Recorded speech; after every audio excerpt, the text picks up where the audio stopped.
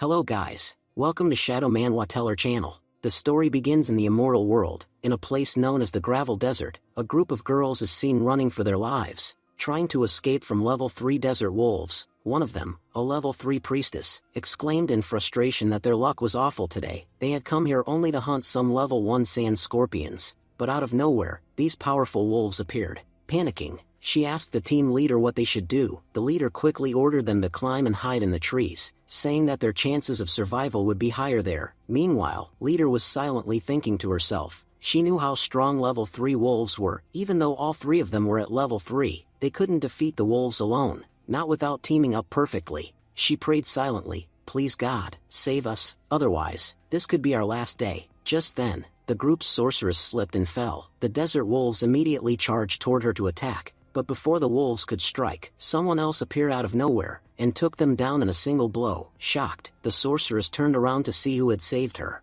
To her disbelief, it was just a level 1 newbie. She muttered in shock, "Did a beginner just save me?" As it turns out, this mysterious guy wasn't just anyone, he was the main character of our story. Looking around at the remaining wolves, the protagonist calmly said, "These level 3 bugs won't take me long to finish." With that, he charged straight at them, and in a single strike, wiped out the entire pack. The girls stood there in stunned silence. Is he really just level 1? Even the leader was amazed. To defeat all those wolves in one attack, this guy is something else. Just as they finally began to breathe in relief, another massive group of wolves appeared. The girls panicked again, shouting that they had to run. They believed the wolves had come to avenge their fallen packmates, and facing this many enemies gave them no chance of survival. The leader shouted to the boy, "Get out of here. These wolves could destroy an entire village. There's no way you can handle them all alone." The boy simply smiled and said, "Is that so?" Then he opened up his system. The system prompted, "Player Lin Yuan, would you like to summon your skeleton warriors?"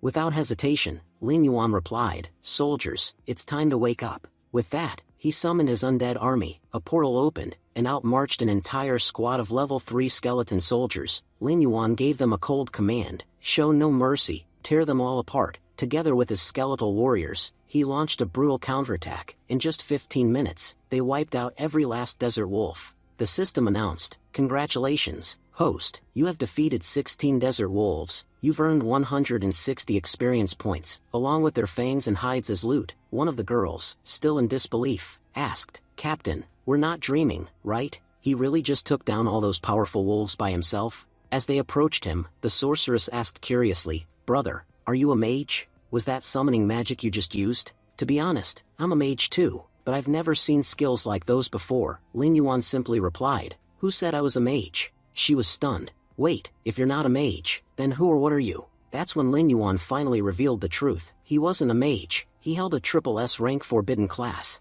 Lin Yuan was a level 2 necro hunter, someone reborn into this world from another planet, Blue Star. He explained that 3 years ago on Blue Star, scientists had detected a massive celestial body approaching them. They named it the Dark Star. Just 3 months after that discovery, a mysterious company launched a holographic game called Immortal World. A game so advanced, it surpassed all existing human technology and shook the entire globe. Using special VR headsets, humans entered the game, each receiving random classes. They fought monsters, leveled up, and grew stronger. At first, people believed it was just a game, nothing more. Nobody took it seriously. That was until one day, everything changed. A girl who used to play the game somehow started using her in-game powers in the real world, and soon, many others emerged, players who could wield real powers outside the game. These people were called the Chosen Ones. With power came corruption. Evil intentions began to surface within humanity. Cults formed inside the game and began worshipping cosmic evil gods. Many of these cultists started killing people in the real world. Humans, who once stood united, turned against one another. Civil war broke out among humanity itself. Some chose the path of righteousness, others descended into chaos and darkness, and like with all wars, the cost was devastating.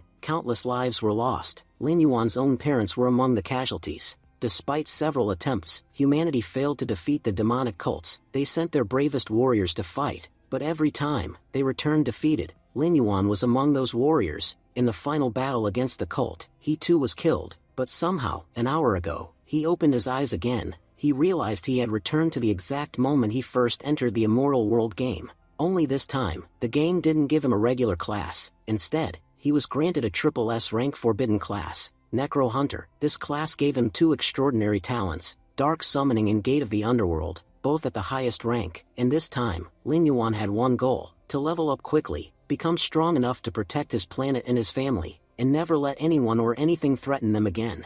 No matter how powerful the danger, it would never surpass him. As the story continues, Lin Yuan activates Dark Summoning. Suddenly, all the fallen demon wolves begin to rise from the ground. Lin Yuan explained that the best part about his class was not just the overwhelming physical strength, far superior to any ordinary warrior, but also his ability to turn all fallen monster corpses into zombies using his summoning skill. These undead soldiers would fight for him like loyal servants. Even more incredible, once revived, they retained the same strength and abilities they had when they were alive. He also revealed a new skill he had acquired, Death Physique, which allowed him to use his undead army far more efficiently in combat. And when it comes to my other ability, Gate of the Underworld, it lets me store all the monsters I summon. The more I level up, the larger my army becomes, and the more monsters I can store. It's like I've been given a cheat code in this life, an undead army that never tires and never loses. As long as I keep leveling up, my army will remain unstoppable. The team leader, still in shock, exclaimed, "You just revived all of them as zombies?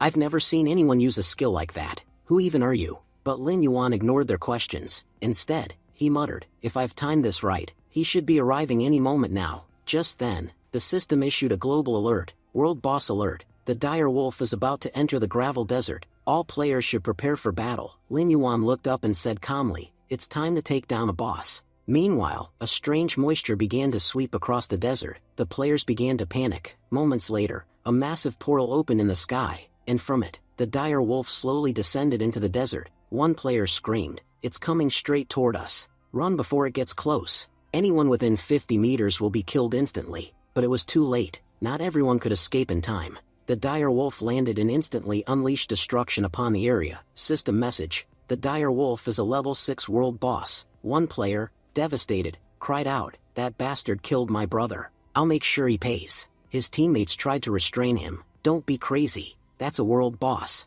You can't take him on alone. It's suicide." Other players were shaking with fear. So this is the power of a world boss? It's on a whole other level compared to normal monsters. Only an idiot would dare face something this strong head-on. Just then, someone shouted, "Hey, look, someone's walking toward it." Everyone turned to see who it was, and to their surprise, it was none other than Lin Yuan. One player pointed at him and said, "That sword, that's standard issue for level 1 players, right?" Another added, "Yeah, that guy's gotta be crazy. No way a level 1 newbie just walks up to a level 6 world boss. Let's get out of here before this idiot angers the boss and gets us killed." They began to retreat, murmuring amongst themselves, "Everyone knows how monster rankings work in the immortal world. The weakest are ordinary monsters, followed by elite, leader, lord, king, overlord, and finally, god tier. Even the weakest world boss is at least lord tier. A newbie can barely take on an ordinary monster, and he's walking straight toward a lord tier beast. He's dead for sure." As Lin Yuan stepped forward, the dire wolf also prepared to strike. A player on the side shouted, "Hey newbie,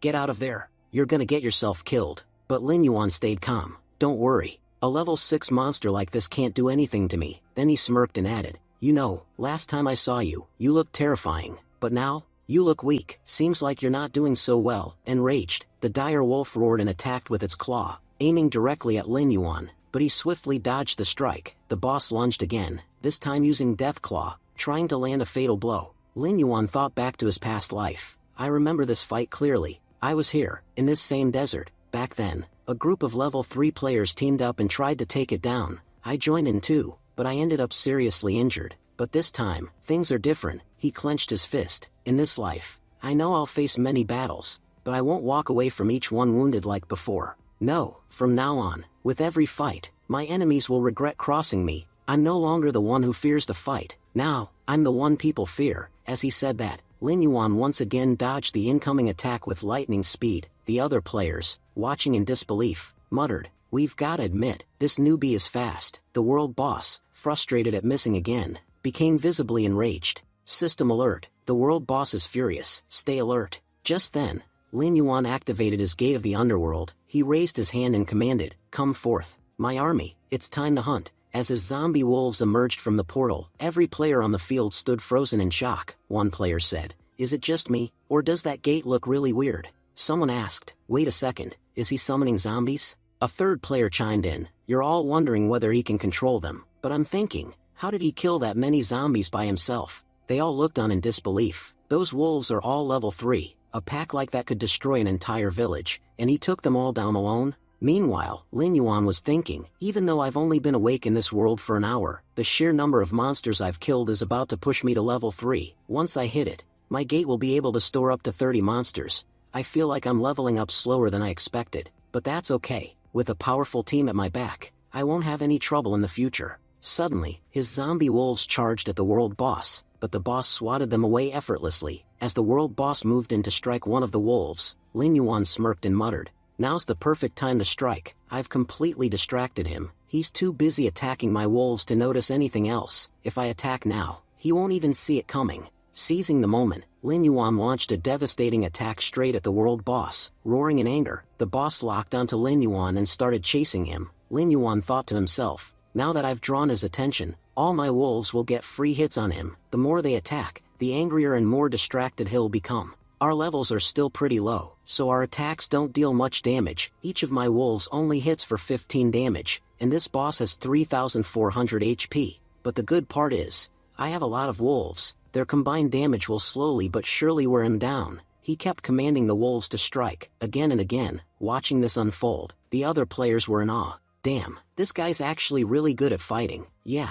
he doesn't look like someone fighting a Lord tier world boss. How the hell is a level 1 player this skilled? Further back, a group of shady players, clearly thieves, were whispering among themselves, that kid's gonna kill the boss soon, and then he'll get all the rewards. Once that happens, we'll rush in and take everything. Then the scene jumped ahead 5 minutes. The world boss now had only 500 HP left, and just then, Lin Yuan landed a massive hit, dropping its health to just 10. Lin Yuan thought, this feels amazing. The state this world boss is in now, it's exactly how I felt the first time I fought him. One thing's for sure, this time around is starting off strong. But just then, the thieves made their move. One of them whispered, his HP is down to almost nothing. If we land the final blow, we'll get all the loot, and the best part? His zombies are all gone. Without them, he's nothing. Suddenly, someone shouted from the sidelines, watch out. Those guys are thieves. They'll kill you without a second thought. But before anyone could react, Lin Yuan eliminated all 3 of them with a single, powerful strike.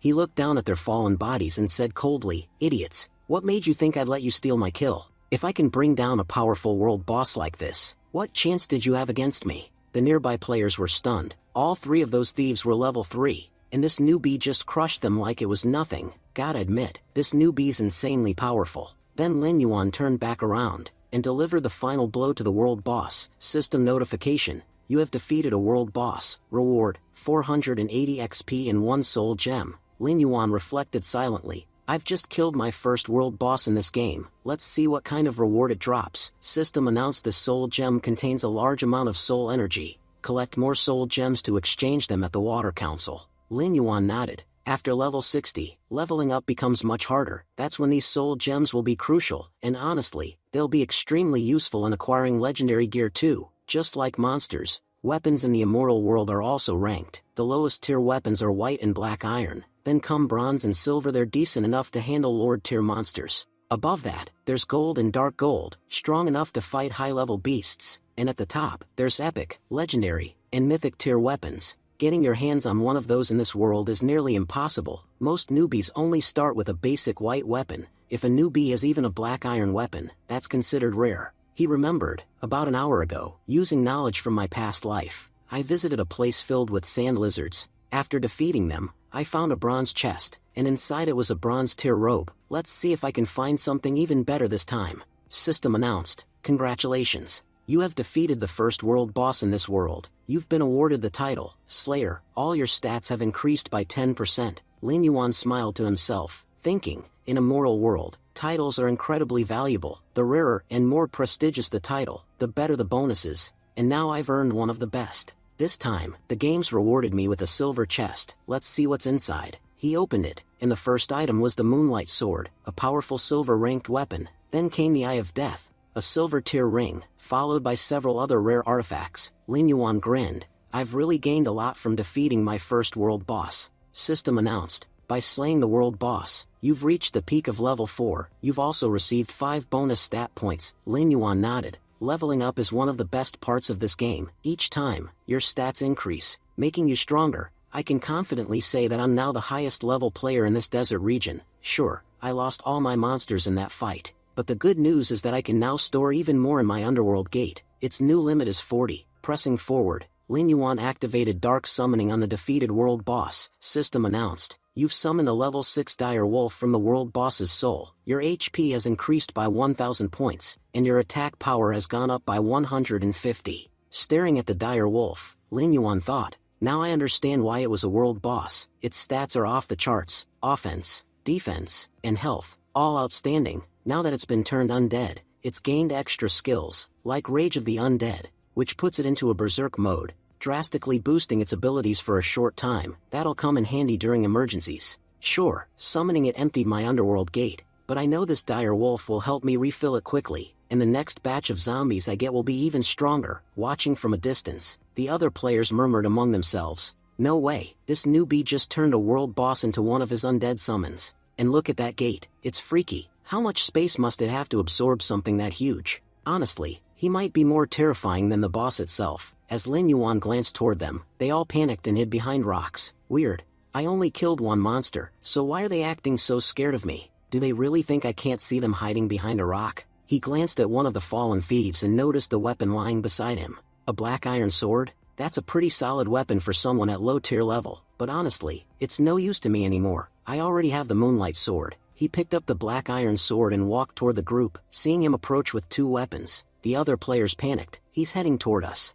He must be out for more blood after killing the world boss. He's too fast. We can't even run. But Lin Yuan stopped in front of one of them and asked calmly, you were the one who shouted to warn me about those thieves, right? The nervous player stammered, yeah, that was me. Without saying much, Lin Yuan handed him the black iron sword. Take it, it'll help you survive. The player was shocked. You're giving this to me? But why? Walking away, Lin Yuan replied over his shoulder, because I don't need it anymore. Might as well let it be useful to someone else. The crowd stared in disbelief. Not only is he insanely powerful, but he's also got a heart of gold. He just gave away a black iron sword. That thing's worth at least 10,000 yuan in the outside world. The scene then shifts to 10 minutes later. Lin Yuan had walked a considerable distance from the battlefield when suddenly his body jolted. He opened his eyes in the real world and groaned. I knew it. My VR headset's battery ran out. Now fully back in reality, he muttered. I need to start saving up more money. If I want to keep playing properly, I'll need a better VR headset and upgraded gaming gear. This setup just won't cut it anymore. Lin Yuan continues. Immortal World is an ultra-hyper-realistic game. Every country has its own zones, and players are restricted to their nation's zones. For example, my country has 4 separate regions. First, Western Desert Kingdom, where Lin Yuan is currently located. Second, Southern Return Empire. Third, Northern Underworld Empire. And fourth, the Tidal Archipelago. After being reborn, I chose the same zone I picked in my last life. Why? Because I already know so much about it. More importantly, Lin Yuan thought, right before I died in my last life, I learned a secret, a massive, game-changing secret. I watched in horror as the entire world crumbled before my eyes. I lay on the ground, barely breathing, struggling just to stay conscious, and then, I saw something I could hardly believe. Among the attackers, one of them wore a yellow gemstone on his body. It wasn't just any gem, it was the emblem of the Western Guild. That's when it hit me. The first follower of the evil god was a human player, and he was the one who summoned the cosmic evil god into our world, the one responsible for wiping out all of humanity. There are still 3 years left before the cosmic evil god arrives in the Blue Star, but if I can find and eliminate that player before then, the one who became a follower and summoned the evil god, I might be able to prevent the coming apocalypse altogether. And luckily, I have a strong lead. That yellow emblem I saw in my final moments. There are many guilds in the capital city of the Western Desert, but only one guild uses yellow gemstones as their insignia. That confirms it. The guy must be from the Western Desert. The only problem is, I can't enter the capital yet. You need to be at least level 10 to get in. If I want to uncover the truth about this evil god follower, I need to level up fast. There's no other option. Sure, I have 3 years, but I know how fast time slips by. Wait a second, there's one thing I haven't checked yet. Back when the game launched, only a few players could use their in-game powers in the real world. Let's see if I can do that too. Saying this, Lin Yuan summoned his skeleton card, and to his shock, it actually worked. I can use my powers in the real world. That's incredible. Does this mean I'm one of the chosen ones? In this world, chosen ones are also called Child of Destiny. Every chosen one has a powerful class and exceptional luck. They are believed to be humanity's last hope in the war against the evil god. In my past life, I wasn't one of them. That's why I couldn't use my powers outside the game until it was too late. Only when the night of catastrophe struck, when the evil god's forces descended, did every player finally awaken their powers. But by then, it was already too late. This time, things are different. This time, I've been granted an SS ranked forbidden class, Necro Hunter, and now I'm also a chosen one. I really do have top tier luck this time around. As Lin Yuan was lost in thought, he heard voices outside his room. That's when it hit him. Wait, if I've come back in time, then that means, my parents, they're still alive. Without wasting another second, Lin Yuan rushed to the kitchen and started cooking a delicious meal for his family. At breakfast, his dad looked at the table, confused. Did something happen today? Our son never even wakes up this early, let alone cooks. His mom scolded him. Old Lin, don't be stupid. Can't you see how hard our son worked for us today? Instead of questioning it, why don't you just sit down and enjoy the meal he made? Lin Yuan smiled gently. It's strange. When you have something, you don't always realize its worth. But once it's gone, that's when you understand how precious it really was. Even if I become the strongest person in the world, it still won't compare to the happiness I feel just seeing my parents smile again. In my past life, all I cared about was a moral world. I spent my days and nights inside the game, completely ignoring real life. I cut myself off from my parents and everyone else who loved me. And because my parents truly cared for me, they never forced me to stop. Even when they knew I was making mistakes, their love kept them from saying anything. I thought I was doing the right thing, until the day I lost them, because of my own carelessness. That day, all I had left was regret, and an empty life. But this time, I won't repeat my mistakes. This time, I'll live a better life with the people I love, and I'll become stronger than ever before. Lin Yuan looked up. Hey, today's Sunday, right? Do you think Ten will come home for lunch? His mom replied, oh, she's been preparing for her entrance exams lately. She usually packs her lunch and eats at school. Yuan, if you're free today, could you take her lunch for her? If we don't send her food, she'll have to eat out. Also, this meal is delicious. When did you learn to cook this well? Lin Yuan smiled warmly. If you guys liked it this much, then I promise, I'll cook something even better next time. Seeing Lin Yuan like this brought tears to his parents' eyes. They were shocked at first, but then deeply moved. Later that day, Lin Yuan began a new routine. In the game, we don't use our real bodies,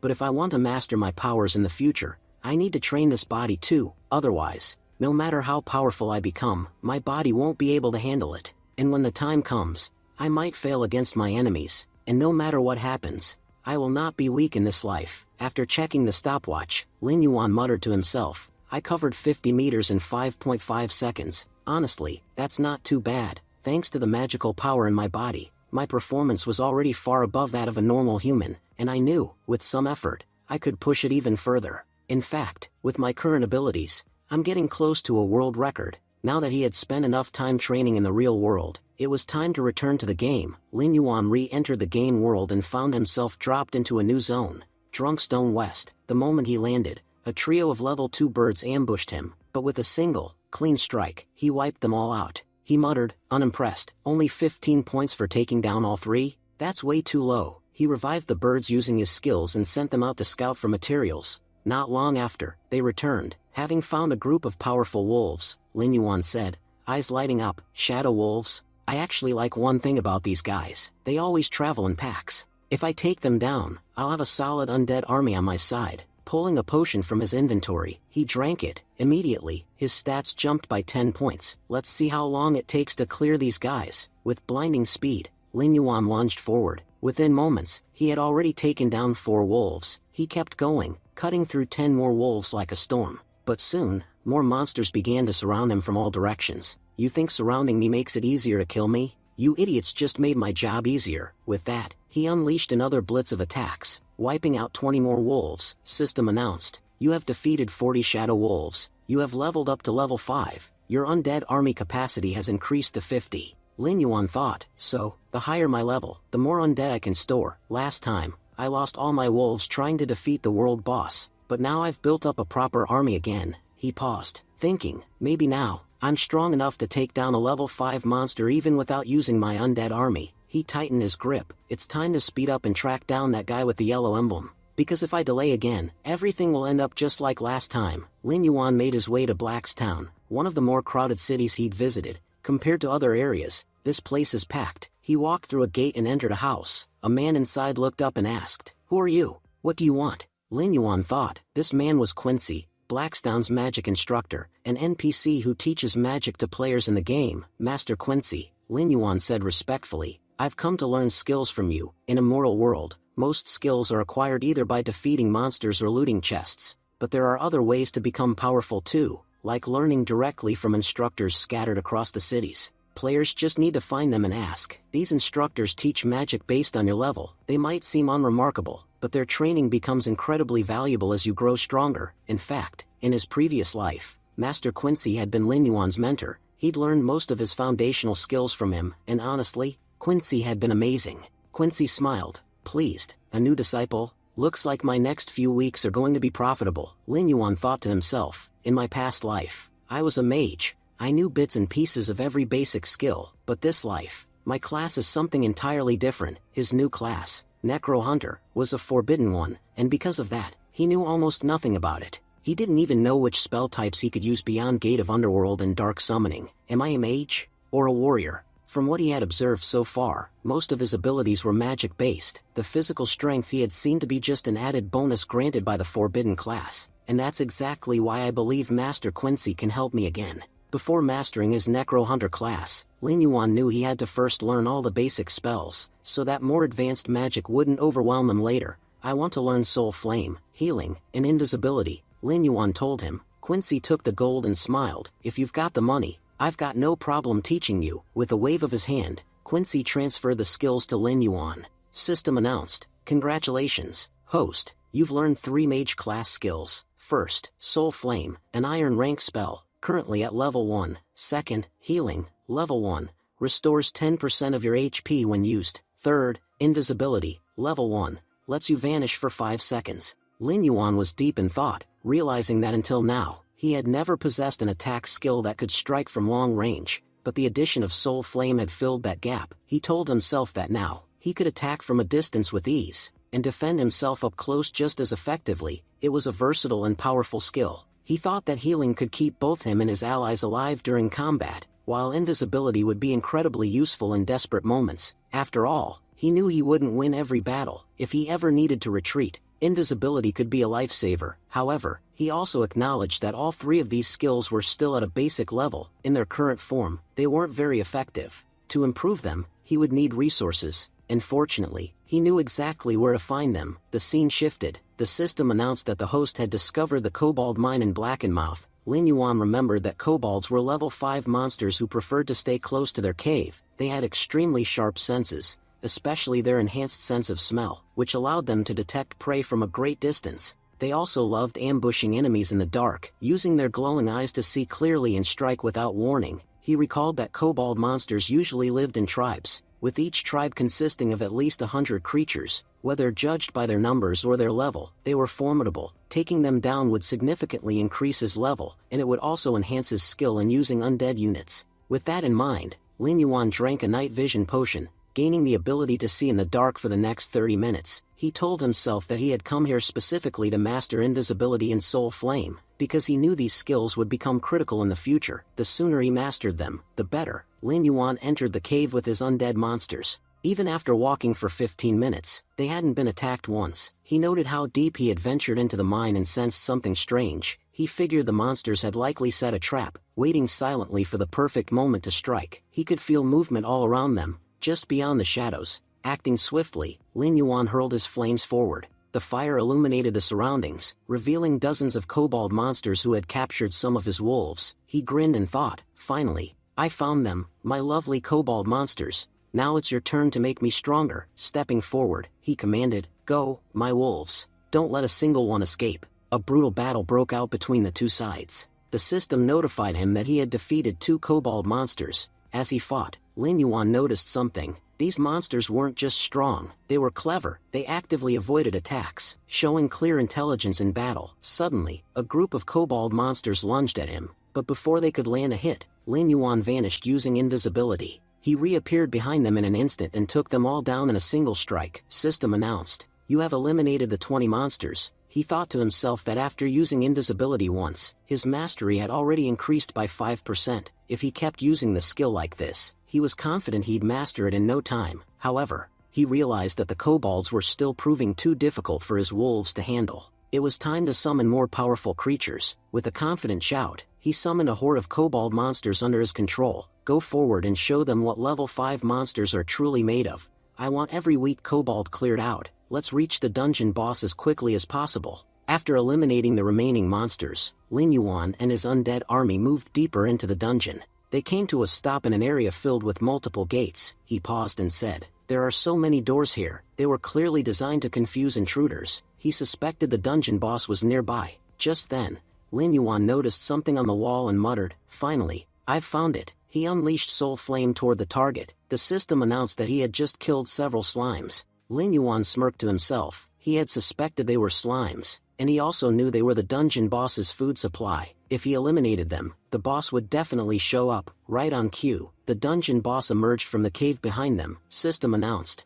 "Monster discovered, Kobold Overseer, Elite Rank, Level 6. Lin Yuan observed the creature and said aloud, "This is the law of nature. The strong always hunt the weak, but the truth is, no one can remain the strongest forever. If you're strong enough to hunt others, there will always be someone out there ready to hunt you in return. When the time comes, even the predator becomes prey." He looked at the Kobold Overseer and added, "This monster thought I was weak and walked straight into my trap. But now, it's my prey." And with that, Lin Yuan lunged forward and grabbed the Kobold Overseer by the throat. Lin Yuan declared firmly that not everything that looked like prey truly was prey. Sometimes, even the hunter wore the disguise of the hunted. He smirked and called the Kobold Overseer a fool for falling right into his trap. Without hesitation, he grabbed the kobold and slammed it into the ground. Enraged, the Kobold Overseer charged forward again, but before it could strike, Lin Yuan had already unleashed a devastating attack. The blow was so powerful that the monster dropped to its knees in a single strike. However, the sight of their leader falling sent the other kobold monsters into a frenzy. They all charged toward Lin Yuan, filled with rage.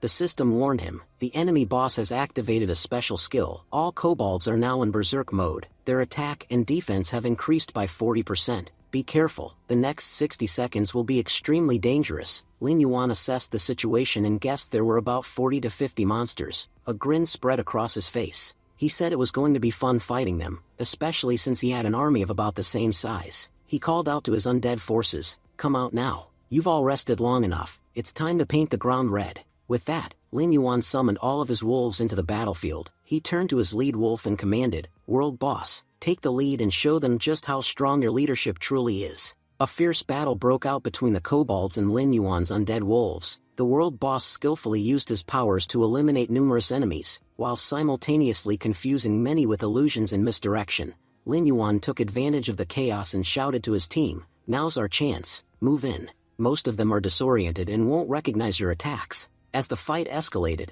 Lin Yuan managed to slay so many kobold monsters that he finally reached level 6. He smiled and admitted it had been a profitable battle. With his newly unlocked slots, he now had room for 10 more minions. It was the perfect opportunity to enslave some of the kobolds. Without wasting time, he reanimated several of the slain kobolds across various levels. Just then, he noticed a few hiding creatures nearby. "So, there's more of you left. You thought I hadn't noticed? Too bad. Your size made it impossible to escape my eyes." He rushed forward and swiftly eliminated the remaining kobolds. As Lin Yuan was clearing out the last of the enemies, a powerful strike suddenly came at him from the shadows. The system issued a serious alert. "Warning, the real dungeon boss is about to appear. Prepare yourself." From the depths of the cave, the true boss revealed itself, a level 7 kobold monster. Lin Yuan narrowed his eyes. "So you're their leader? To be honest, I've been waiting for you for a long time." Before he could make another move, the kobold boss launched a vicious surprise attack. But Lin Yuan reacted quickly and narrowly dodged the strike. Observing the situation, Lin Yuan noticed the boss's weapon had gotten stuck in the ground. It was the perfect chance to counterattack. Without hesitation, he launched a deadly strike, but to his surprise, the attack didn't have much effect. He realized what was happening. This is a boss monster. Naturally, it has far stronger defense than regular ones. Even though I landed a clean hit, my blade couldn't pierce through its body. The kobold boss recovered and lunged at him again. Once more, Lin Yuan dodged just in time. He noted that, unlike the lower-level monsters who followed predictable attack patterns, this boss fought differently, more strategically and aggressively. He concluded, "This one is far stronger than any level 6 monster I've faced. If I want to defeat it, I'll need to keep my distance and focus on long-range attacks. Determined, Lin Yuan ordered all his undead warriors to charge in. The enraged kobold boss roared and began attacking the undead horde without holding back. Lin Yuan watched in awe. This thing is relentless. Even when surrounded, it doesn't hesitate or show signs of fatigue. Still, he was confident, but I know for a fact it won't be able to withstand the swarm for long. With that, he activated a skill called Wraithhood, which significantly boosted the power of his undead army. His forces surged forward with renewed strength, launching wave after wave of attacks on the boss. This time, the damage began to show. After a short but intense exchange, the boss was forced to its knees. Lin Yuan grinned. It's time to use my new power. He activated Soul Flame and unleashed a brutal magical attack on the kobold boss. He recalled something important. Kobolds were naturally weak against magic. Even minor magical attacks could inflict heavy damage. That meant Soul Flame would be devastating, and he was right. The kobold boss was severely injured by the single blast. Furious, it lunged at Lin Yuan with all its strength, but just before it could strike, Lin Yuan vanished using invisibility, disappearing from the boss's sight in the blink of an eye. Lin Yuan smirked as he whispered, "Looks like you've been searching for me, but unfortunately for you, I'm already behind you, and by the time you even turn around, it'll already be over." He had been waiting for this moment for a long time. He knew the boss's weakest point was its neck. That's why it had been so protective of it,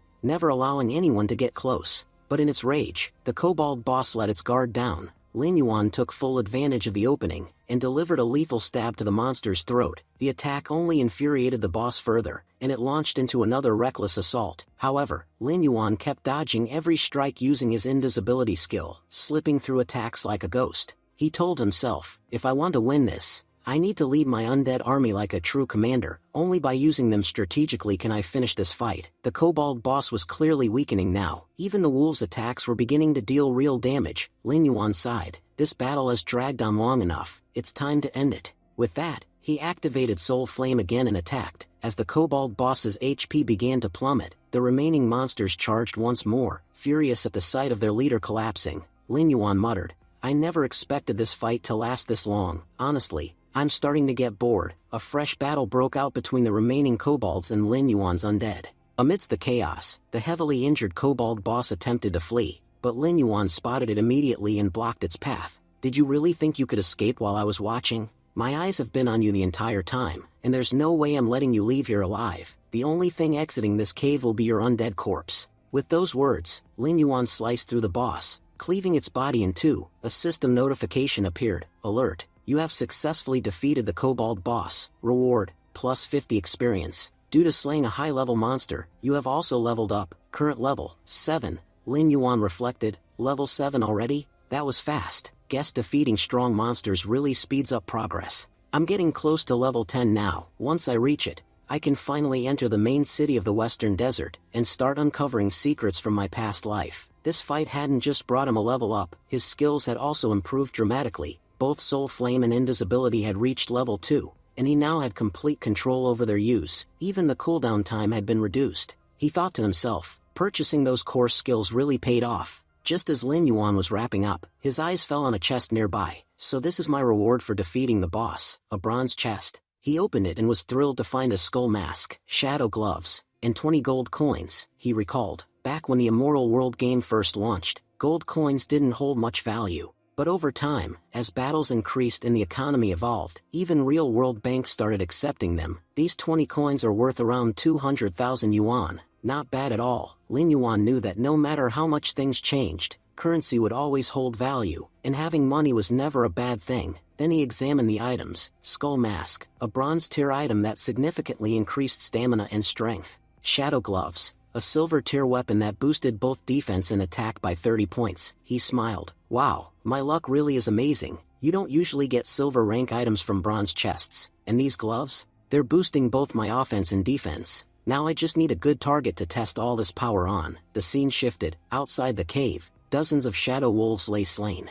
Standing over their corpses was a powerful warrior, Huang Feilong, the leader of the Blood Sky Guild, currently at level 8. Feilong looked around and said, "Our training really paid off. We've become far more efficient at killing monsters than before. Just now, we took down over 30 of them in less than a minute." Another man standing beside him agreed, "You're right, brother. As long as the two of us are together, there's no one in this world who can stand against us." We'll wipe out every monster and rise to the very top of this world. That second man was Huang Feihu, Fei Long's younger brother and the vice leader of the guild, a level 5 thief. Other guild members were murmuring in awe. Our leader and vice leader are incredible. They made killing those shadow wolves look effortless. Honestly, no player right now can compete with them. As long as they're leading us, this guild will always remain the strongest. The second man nodded in agreement. You're absolutely right. Last time, the Thunder Guild gave us a lot of trouble. Back then, we were weak, and they were far too powerful. But things have changed. We've grown much stronger since then,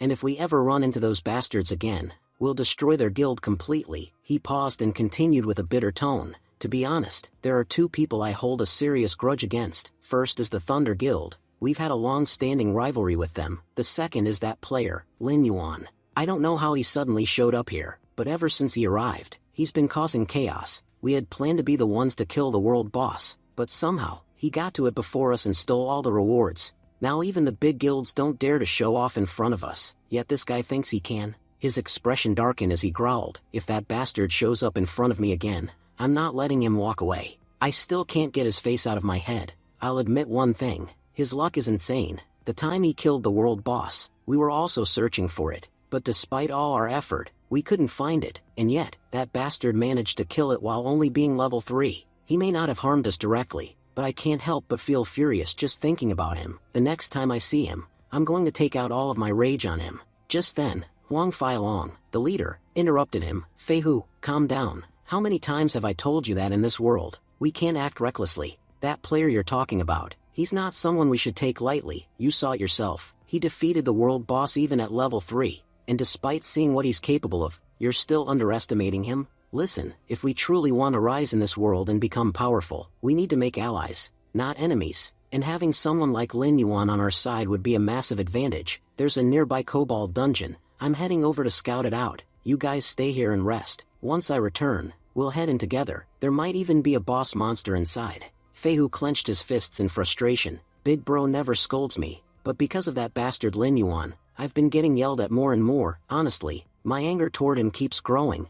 I don't care what my brother says. If that bastard shows up in front of me, I will make him pay. He stared into the distance with fire in his eyes. I'll make sure he knows exactly who Feihu is. Stealing my prey, he might as well have signed his death sentence. One day, I'll kill him right in front of my brother, and show everyone just how strong I really am. Then he shouted into the air, come find me, Lin Yuan. One day, I'll end you in front of everyone. Just because you killed a world boss doesn't mean you're powerful. You were just lucky that the boss wasn't that strong. But when you face me, your luck won't save you. I am absolute power, and everyone knows. No one stands against absolute power. Just then, a guild member nearby spoke up, trying to lighten the mood. Vice leader, why waste your energy on some nobody? Let me show you something that'll help calm your mind. Feihu turned to him and asked, and what exactly is that? The guild member simply pointed. Feihu looked in the direction and froze. A beautiful girl was walking toward them, timid but cautious. He grinned. You're right. I've been wasting my time thinking about garbage. But this is something worth focusing on. Meanwhile, Lin Yuan had just emerged from the kobold cave after defeating the monsters. He looked satisfied. Now my undead army has a kobold boss among them, and I have to admit, it's easily the strongest member in my entire force. Thanks to him, I've reached level 7. That means I can now store up to 70 monsters in my underworld gate. He smirked as he reflected on how fruitful this venture had been. From now on, whenever I get the chance, I'll definitely be exploring more of these dangers. As Lin Yuan continued walking, he suddenly heard a voice nearby. He turned and saw a frightened young woman standing there. She shouted, "Don't come near me. If any of you do, I won't hesitate to fight back." Back with Feihu's group, one of the guild members grinned and said, "Vice leader, our luck really is amazing. Just look at that gorgeous girl walking toward us. And right when we were exhausted too, we needed something like this to help us recover." He stepped forward and spoke to her in a sleazy tone. "Don't be afraid, girl, we all just need a bit of rest, and you look like exactly what we need. You don't need to do much, just enjoy some time with us, and we'll reward you with some amazing items. If you want, you can even travel with us. Stick with us, and you'll grow powerful in no time. You'll be protected in this game. No one will dare harm you." The girl, visibly terrified, warned them again, "Stay away from me. I won't even think twice before attacking if you get too close." Ignoring the warning, Feihu stepped forward and tried to attack her, snarling, "You think you can attack me? Go ahead, bitch, hit me. I'm right here. Touch me if you've got the guts, and I'll show you what happens next." Just give up already, resisting won't get you anything here. As Feihu prepared to do something vile, a powerful fist suddenly slammed into his face, sending him flying. Lin Yuan had arrived. He cracked his knuckles and said calmly, "Gotta say, these gloves are insane. I didn't think they'd hit this hard." Feihu's teammates were stunned. They couldn't believe how easily their vice leader had been knocked down. Lin Yuan chuckled and thought to himself that this artifact was truly remarkable. With it, he could easily crush trash monsters like these. Meanwhile, one of Feihu's men ran off, panicking. "I have to find the leader no matter what. If I don't, this bastard will wipe all of us out." The other guild members stood in fear, trembling as they asked Lin Yuan, "Who even are you, kid? Do you even know who you've messed with? The ones standing in front of you are from the Bloodscar Guild, and we never forgive those who challenge us. Go do some research, you'll find out how powerful we really are. In this entire region, people tremble at the sound of our name. Some even wet their pants in fear, so you better think 100 times before picking a fight with us." But Lin Yuan wasn't impressed. He thought to himself, "They're just stalling, trying to buy time. Bloodscar Guild, I've heard of them. In my past life, they performed quite well in the early stages of the game. In fact, they even became the #1 guild in Black Sand Town. But everyone knew their methods were despicable. Their entire guild was filled with red name players, those who had murdered several others. To get a red name, you need to kill at least 10 players. And in this guild, there were plenty of such people." Lin Yuan narrowed his eyes. "To be honest, it's not like I have a personal grudge against them, but letting people like this survive isn't exactly doing the world a favor either. They're just going to keep causing trouble. Even now, they were up to something nasty. Killing them would be the right thing. At the very least, I can sell their items for some decent cash." He then asked coldly, "Are you all members of the Bloodscar Guild?" Lin Yuan knew it was important to confirm before finishing them off. One of the guild members scoffed in response, "Do we look like nobodies to you? We're top-ranking members of our guild, right below the leader and vice leader, and you dare punch our vice leader like that? Do you even know the consequences of what you've done? Our vice leader could have killed you in one hit, and don't even get me started on our leader. He's way more powerful than anyone you've ever seen. You've made a huge mistake coming here, and we're not going to forgive you for it. Now hand over both your arms as an apology gift, kneel before us, and call us Grandpa. Until you do that, we won't let you go. Hurry up, we don't have all day." Lin Yuan didn't waste time responding. He stepped forward and sliced their arms clean off. He said casually, "Sorry, I have trouble hearing sometimes. Did you say to cut off your arms and start barking like a dog? Well, I've taken care of your arms. Now, get to barking." The girl nearby stood frozen in shock, thinking, "Who is this guy? How is he so insanely strong? He just took them all out like it was nothing." Meanwhile, Feihu, lying injured nearby, quickly drank a potion that restored 20% of his health. "That bastard attacked me from behind, otherwise, he never would have landed a hit on me." He stood up with fury in his eyes. "You made a huge mistake by attacking me from behind. Boy, I'll make sure you die like a dog, or worse." Just then, the guild leader arrived at the scene. "I want to see for myself who this bastard is that dared attack my guild and my brother. I don't care who he is. He's not leaving this place alive. The entire world will learn what happens to those who defy us." One of the guild members pointed toward Lin Yuan. "That's him, leader. That's the bastard who started attacking us the moment he showed up." Lin Yuan turned around and sighed. "Looks like the drama isn't over yet. Guess there's still a bit left to wrap up." Another guild member stepped forward and shouted, "He's the one who attacked our vice leader from behind, and nearly crippled him. Leader, don't let this bastard escape." As the guild leader prepared to strike, he suddenly paused, thinking, "Wait a second, something's off about this guy. His eyes, they're different. I don't sense even a hint of fear in him. Even when we're trying to provoke him, it's like the whole area is prepared to be our grave." His gaze shows how much confidence he has in himself. "I'm a level 8 player, most people tremble at the sight of me, but his eyes, they make me feel like I'm the one who's weak." He then noticed the sword in Lin Yuan's hands, the Moonlight Sword. "That weapon, I've heard of it. It's said to be so sharp, it can slice through even the thickest metal, and if wielded properly, it might even cut through air itself, and he's holding it like it's nothing. His overall presence is terrifying." The guild leader clenched his fists, struggling to breathe. "Honestly, even I'm having trouble catching my breath just standing near him. If I were here earlier, I never would have let Feihu provoke someone like this. Now, I really don't know what's going to happen to us." One of the guild members pleaded with their leader, "Guild master, what are you thinking? We all know you're a kind person, but forgiving someone who hurt your own people, that's not right. You need to show that bastard what you're made of." He then turned toward Lin Yuan and sneered, "You were acting all high and mighty earlier, weren't you? Well, I've brought your father figure right here. Try acting tough now. He could crush pests like you in less than 2 minutes. You can't even imagine how powerful he is." We offered you a pretty sweet deal before, but now, even if you kneel and beg, we're not going to forgive you. Huang, the guild leader, was growing uncomfortable standing near Lin Yuan. He muttered in frustration, "Why won't this guy shut up? Who told him to hype me up like this in front of him?" He could feel that Lin Yuan wasn't an ordinary player. The artifacts on him were clearly high tier. It finally hit him. This had to be the player who defeated the boss monster earlier. There was no doubt now. This was Lin Yuan. He thought back to what he had instructed his guild before arriving. Provoke anyone you want, but whatever you do, don't provoke Lin Yuan. But these fools had done exactly that. Lin Yuan looked directly at him and asked, "So, are you the leader of Bloodscar?" The guild leader thought to himself, "If my guild members weren't watching, I'd drop to my knees right now, but they're all here. If I surrender in front of them, they'll never respect me again. That's why I have no choice. I have to fight." While Huang was still lost in thought, Fei Hu suddenly stepped forward and shouted, "Brother, don't kill him. His death is reserved for my hands." The girl nearby panicked and yelled out, "Look behind you. He's charging into attack from the rear." As Fei Hu lunged from behind, Huang charged from the front, hoping to trap Lin Yuan. He declared, "You made a huge mistake messing with us. You had a bright future once, but now, it's over, Lin Yuan, this will be your end." Huang thought this was the perfect opportunity, Fei Hu attacking from the back, and he from the front. Lin Yuan had nowhere to run. Despite both brothers closing in on him, Lin Yuan didn't flinch. Fei Hu was stunned. Is he crazy? We're both right here, and he's not even trying to dodge? Sure, he's powerful, but there's no way he can handle both of us at once. But before they could strike, Lin Yuan summoned his kobold boss. In a flash, the boss landed a devastating hit on Fei Hu, sending him flying across the field. The guild leader stood in shock, watching Lin Yuan's ability in disbelief. "I've never seen power like this in my life." Lin Yuan smirked and replied coldly, "That's because this is the last time you'll ever see it, because you won't live to see anything else." Without hesitation,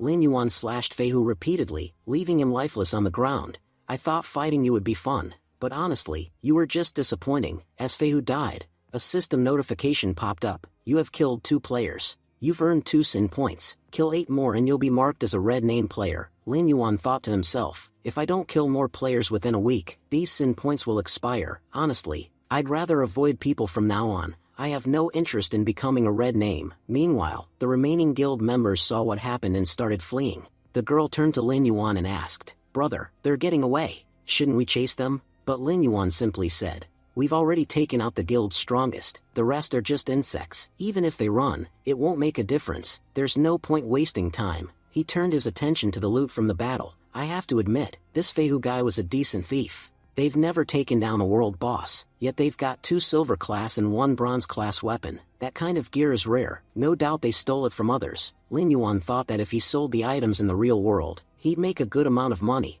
"I really need the cash anyway. I'll use the money to help out at home." As he pondered over his loot, the girl walked up to him and said gratefully, "Sir, thank you so much. If you hadn't been here today, I wouldn't have survived. I don't even know how to thank you. I don't even know your name." Lin Yuan looked at her and said, "You want to know my name? Soon, the day will come when my name will be ranked 1 in the top 10 players. On that day, you'll have no trouble remembering it." The girl gasped in shock. "Number 1? That's such a huge goal." She then followed behind him and asked hesitantly, "Can I ask you something? Would it be okay if I followed you in this game? I'm a mage too. Please, let me join you." Later, Lin Yuan arrived in the Wailing Desert, and continued moving forward, but soon, he was ambushed by level 6 monsters. He grinned and said, "Thunder Scorpions? Level 6? This shouldn't be too hard to handle." Within moments, Lin Yuan wiped out all the monsters around him. Suddenly, the system notification popped up. "You've eliminated 60 scorpions in this area. Congratulations. You've leveled up to level 8. Excited, Lin Yuan thought to himself, "Finally, I've reached level 8. Honestly, I didn't come here to level up. I was actually looking for herb, but it turns out, coming here gave me a huge advantage." The scene transitioned to 2 days earlier when Lin Yuan had visited an alchemist. The alchemist greeted him eagerly. "Player, I've been waiting for you. The time has come for me to assign your quest." The system then prompted, "You've received a quest from alchemist Immer. Would you like to accept it?" The details of the quest were then displayed. "Head to the Wailing Desert and gather 100 units of the paralysis herb. You must return them to Alchemist Immer within 1 day." Lin Yuan recognized the herb's name and was immediately intrigued. The paralysis herb, that's an incredible find. If I remember correctly, soon a dungeon will open in the main city, filled with monsters that use thunder-based attacks. This herb will become crucial because anyone who consumes it becomes immune to electricity. When that happens, its demand will skyrocket, and whoever owns it will make a fortune. He recalled that in his previous life, a player had hoarded this herb and earned a massive profit from it. That memory sealed his decision. That's why I accepted this quest. Once I return the herbs, Enro will not only reward me with potions but also share the recipe to craft them. Even more interesting was the fact that this was Enro's first day in the game, and it would also be his last. After this quest, he'll retire and disappear from the game entirely. That makes this quest incredibly important. Who knows when I'll be up against powerful thunder beasts? When that time comes, this recipe will save me. Back in the present, Lin Yuan had already defeated dozens of monsters. He reflected, the paralysis herb really is precious. Thankfully, I became much stronger before coming here. These scorpions are no match for me. If I had come before clearing the cobalt mines, this place would have been tough. Finally, Lin Yuan reached the herb. He thought, quest complete. He recalled a skill he'd learned earlier in Black Sun Town, the gathering skill. It's like having a hidden storage pocket. Just like I can store unlimited undeads in the underworld gate, I can store a ton of herbs here. He placed all the herbs inside and smiled. That was easy. Time to head back. But just as he took his first step toward leaving, the ground beneath him began to rumble violently. Suddenly, a massive tail burst out of the earth and whipped toward him. Acting swiftly, Lin Yuan dodged the attack in time. Something powerful is coming. The system chimed. Warning, a mutated monster has appeared. Name, Crystal Demon Thunder Scorpion. Caution advised. Extremely powerful. Lin Yuan's eyes widened. A mutated monster? These aren't regular bosses, but due to mutation, their power rivals boss-level threats. And it's level 10, this is going to be fun. He drew his weapon. I haven't had the chance to fully test my Moonlight Sword. Looks like I finally can. With that, Lin Yuan launched a fierce attack on the scorpion, but to his shock, his blade barely scratched its shell. I attacked with full force, and still couldn't pierce its defense. So this is what makes it a level 10 beast. The system gave another warning. Host, distance yourself. The Thunder Scorpion is about to unleash Thunder Strike. Lin Yuan realized the danger instantly. Thunder Strike? If that even grazes me, I won't be able to move at all afterward. As if things weren't bad enough, the Thunder Scorpion launched a venomous strike next, but Lin Yuan narrowly dodged again, backing off. He analyzed the situation. This thing's power is insane. A direct fight won't work. Looks like I'll have to summon my undead. The scorpion lunged again, but this time Lin Yuan summoned reinforcements. Undead, get out here and show them what you've got. Suddenly, his skeletal warriors charged at the Thunder Scorpion and landed a powerful hit. Lin Yuan smirked. I activated double damage, and still, its HP only dropped by 200. The Thunder Scorpion roared and slammed the ground with such force that the earth itself split open. Lin Yuan realized aloud that if close-range attacks wouldn't work, that was fine. He had long-range options too. With that, he launched his Soul Flame attack at the scorpion. As the attack landed, the creature's HP began dropping steadily. Lin Yuan smirked and thought, what's the matter? Don't have an answer for this attack? Meanwhile, his summoned kobold monsters bound the scorpion in place. The kobold boss charged forward and landed a devastating hit. The system immediately notified. Warning, scorpion monster has taken critical damage. HP has dropped below 400. Enraged by the continuous damage, the scorpion roared and effortlessly broke free from the kobold's grasp. Lin Yuan, now airborne, looked down and reflected. This fight's gone on long enough. As long as that thick shell of yours stays intact, defeating you will be almost impossible. But once it breaks, you'll be done. Just then, the system reminded him, Host, you possess the Slayer Hunter title. Due to this title, your attack power, double damage, and magic damage increase by 10%. Lin Yuan clenched his fist and whispered, perfect timing. With this punch, I'll split you in two. He launched a brutal, focused attack straight at the scorpion. The moment it hit, the monster collapsed. The system echoed once again, you've successfully slain the mutated monster, Crystal Thunder Scorpion. You've earned 560 experience points. Lin Yuan didn't stop there. He used his necromancer skills and resurrected the Crystal Scorpion as his own servant, a level 10 slave. This is the strongest summon in my army so far. Before he could celebrate, more scorpion monsters began rushing at him from all directions. Lin Yuan chuckled. Great timing. I was just about to head home, but now, I'll take you all down first. He turned toward the resurrected scorpion and commanded, Crystal Scorpion, show them what you can do. The creature unleashed thunderstorm, paralyzing all enemies instantly. Lin Yuan followed up with a clean sweep, wiping out the entire wave. Thanks to that, the system reported back, congratulations, host, you've leveled up twice and reached level 10. Thrilled, Lin Yuan smiled wide. Leveling up twice in one go? That's insane. I can feel how much stronger I've become. As a reward, he also received several high-tier weapons from the silver grade. Looking through the loot, Lin Yuan thought to himself, I've got the lightning spear, guardian's grave, ring of paralysis, and phantom arm guard. All of these are worth millions, and honestly, I won't be needing most of them. He realized he could sell them and use the money to improve the lives of his family. In my past life, my parents and sisters struggled so much because of me. It's time they got the life they deserve. The system continued. You've cleared the entire surrounding area. As a result, you've received a golden grade skill book. Lin Yuan's eyes lit up as he read the title, Curse of Darkness. A special reward for clearing the area? Let's see. The system explained. This skill book can only be learned by necromancers. Lin Yuan thought, this book is perfect for me. The system further confirmed, the skill has been added to your memory. You have acquired Curse of Darkness. This skill reduces the target's energy by 20% and increases your own energy by 20%. Amazed, Lin Yuan said to himself, this is incredible. I can weaken my enemies and boost my army at the same time. He immediately used Curse of Darkness on his newly resurrected scorpion, causing its energy to surge. Now that I've reached level 10, my warm-up phase is over. It's time to head to the city and find my teammates. I won't be alone anymore. As Lin Yuan began walking forward, he suddenly felt a hand on his shoulder. Confused, he murmured, is someone trying to wake me up? When he opened his eyes, he saw his mother standing beside him. Lin Yuan, your father's hurt his back. Can you please come help? He quickly helped his dad sit down and asked, Mom, how did he get hurt? She explained with a sigh, our AC broke down. I told him to call a technician, but he decided to play Superman and climb the wall to fix it himself and fell. His father added with a pained chuckle, I just wanted to save some money. Last time, the washing machine broke, and I fixed that too. Lin Yuan and Lin Ten are growing up. We need to save every bit we can.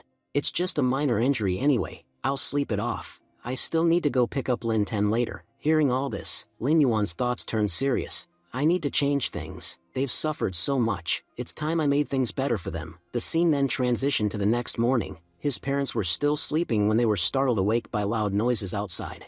As Lin Yuan's mom stepped outside, she called out in surprise, Lin Yuan, is that you? What in the world are you doing out here to make so much noise? But the moment she looked around, both she and her husband were stunned. Their entire house had changed. Everything inside looked brand new. A deliverman stepped forward and greeted them. You must be Mr. Lin. Mr. Lin Yuan purchased all these items yesterday, and we're here today to install them. Please confirm the delivery. The payment has already been made in full. Lin Yuan's mother blinked in disbelief. Are we dreaming? Everything in our house looks completely different, and Lin Yuan paid for all of it? But he doesn't even have a job. How could he afford this? The scene then shifted to Lin Yuan, who was working out at the gym. Nearby, a group of girls shyly admired him from a distance, whispering about how handsome and fit he looked. One of the gym employees walked over, politely saying, sorry to bother you, but I wanted to ask if you'd be interested in purchasing our VIP membership package. You'd need to pay the full year's fee up front. Without hesitation, Lin Yuan handed her his card and said, sure, just deduct whatever's needed from this. Internally, Lin Yuan reflected, after selling all the extra gear I got from the dungeon, I had a decent amount of money. I used it to renovate our home and now I'm buying a full-year family gym membership. Honestly, my parents in 1010 need this more than I do. They need to be in good shape if they're going to adapt to the changes in this world. Right now, their bodies are too weak. They wouldn't be able to handle powers if they had them. Meanwhile, the gym girl was still thinking about him. This guy's incredible. He showed up at 5 a.m. and has been working out for 3 hours straight. Even after all that, his face isn't flushed at all, and his body looks like a professional athlete's. This is insane. She glanced at his card and gasped internally. This is a VIP black card. Only people with a bank balance of at least $5 million get one of these. He's not just fit and handsome, he's rich too. Do guys like this even exist in real life? Elsewhere, Lin Yuan called his mother and reassured her, Mom, all the new stuff in the house. I paid for it using the prize money I won from a competition. Seriously, don't worry about money anymore. Also, from now on, neither you nor Dad are going to work. Just relax at home. I'll go pick up 1010 from school. The gym employee, still nearby, watched him with admiration. He's so young, yet so responsible, not just for himself but for his entire family. What an amazing person. The scene transitioned to Jishu High School. School had just ended, and students were walking home. Lin Yuan's little sister, Lin Ten, stepped out of the school gates with her classmates. A girl behind her was chatting excitedly. It's my birthday today. My brother promised he'd bring me an amazing cake. Another girl smiled and replied, that's so sweet. Having an older brother must be amazing. Girls with big brothers are really lucky. I wish I had one too. Lin Ten, overhearing them, thought to herself, is it really that great to have a big brother? Honestly, I don't think it makes much difference. There's nothing to be jealous of. My brother spends all day playing games. He doesn't take care of himself, and he couldn't care less about the family. To be honest, I don't even need a brother like that." As she was about to leave, a boy stepped in her path and said smugly, "School beauty, you're really arrogant, aren't you? How many times have we asked you to meet with us, and yet you always ignored us? Now, look, we had to bring our young master just to talk to you." The so-called young master stepped forward and said, "We came all the way here ourselves, so you can't just leave now. You owe us a little of your time." Lin Ten responded coldly, "What do you people want from me?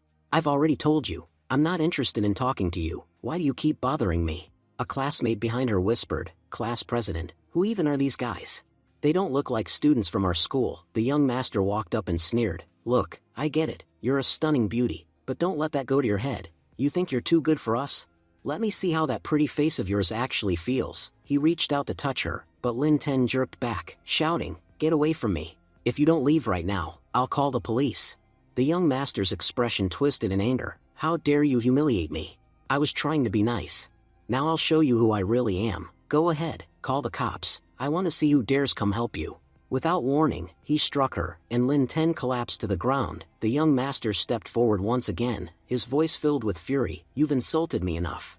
I'm going to take out all my anger on you today. Let's see what face you show when you come back to school after this. You're about to learn what it means to mess with me." Just as his attack was about to land on Lin Ten, a hand suddenly stopped him mid-swing. Lin Ten opened her eyes in confusion, wondering what had happened. That's when she saw him. Lin Yuan had arrived just in time to protect her. He glared at the attacker and growled, "You dog, how dare you lay a hand on my sister? Looks like you have no regard for your life." Still in shock, Lin Ten murmured, "Lin Yuan, you're here?"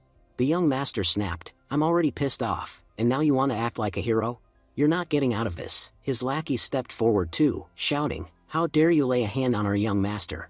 There's no one in this entire city who can stop him. Today, we'll break your teeth." They all charged at once, but Lin Yuan didn't flinch. He calmly and effortlessly started knocking each of them out, one punch at a time. Within 2 minutes, every single attacker was unconscious on the ground. He looked down at their fallen bodies and warned them coldly, "If I ever see any of you near my sister again, I won't let you off so easily. I'll beat you so badly that you'll forget how to breathe. Take this as your one and only warning. Next time, there won't be one." Then he turned to Lin Ten and said, "Let's go. You don't need to worry about these punks anymore." Lin Ten was completely stunned. She looked at her brother in disbelief and asked, "Why did you come to pick me up today?" As they started walking, she thought to herself, "The Lin Yuan I knew only cared about gaming. Why would he come to school for me?" Lin Yuan replied, "Dad hurt his back and is resting at home. Mom is taking care of him, so I came to pick you up." Lin Ten asked worriedly, "Is Dad okay?"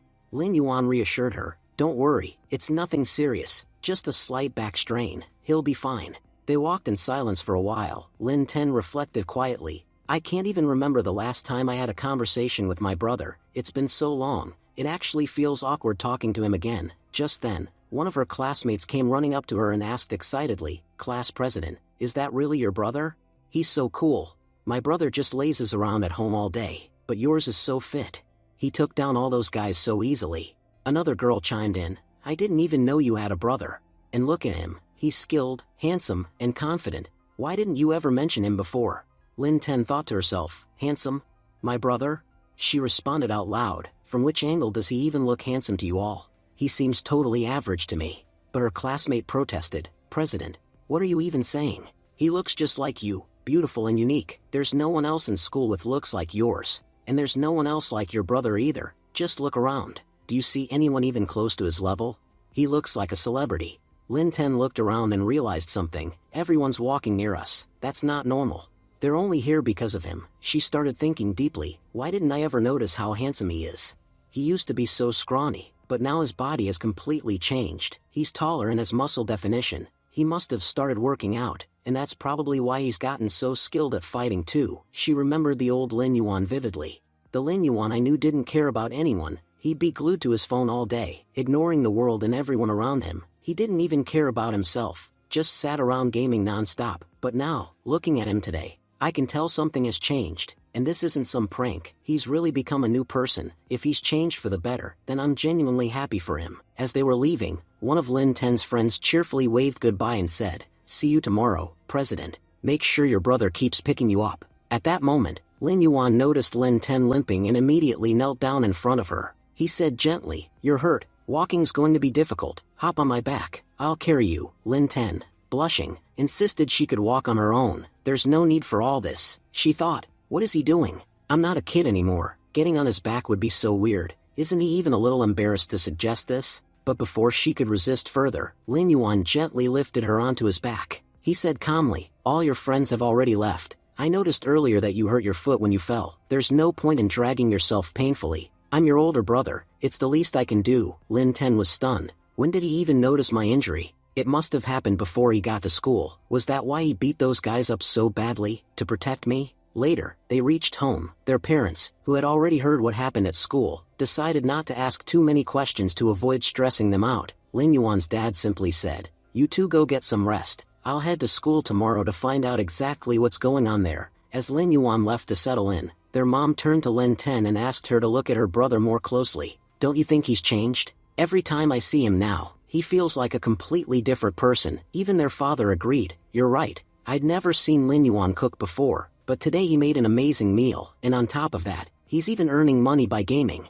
He replaced everything in the house with better stuff. When I checked the value, it turned out to be worth millions. Who knew someone could earn that much from gaming? Lin Ten thought to herself, it's not just me, even mom and dad can see how much he's changed. That's definitely a good thing for our family. Their mom reminisced. When you two were little, you used to go out and play all the time. You'd get tired, and Lin Yuan would carry you home on his back. Just like today, seeing that again made me feel so happy. You two seem like your old, adorable selves. Lin Ten smiled but replied, Mom, that's so long ago, I don't even remember it. Still, she couldn't deny what she was thinking. It really does seem like my brother has changed for the better. That's great for all of us. Then Lin Yuan confidently announced, I've taken care of all the problems we were facing. From now on, everything should go smoothly. Alright, it's time for me to return to the immortal world. With that, he headed toward his room, preparing to re-enter the game. Lin Ten watched him leave and thought, maybe I was wrong about him. Maybe he hasn't really changed. He's still the same guy who locks himself in his room and plays video games all day, ignoring his family and everything around him.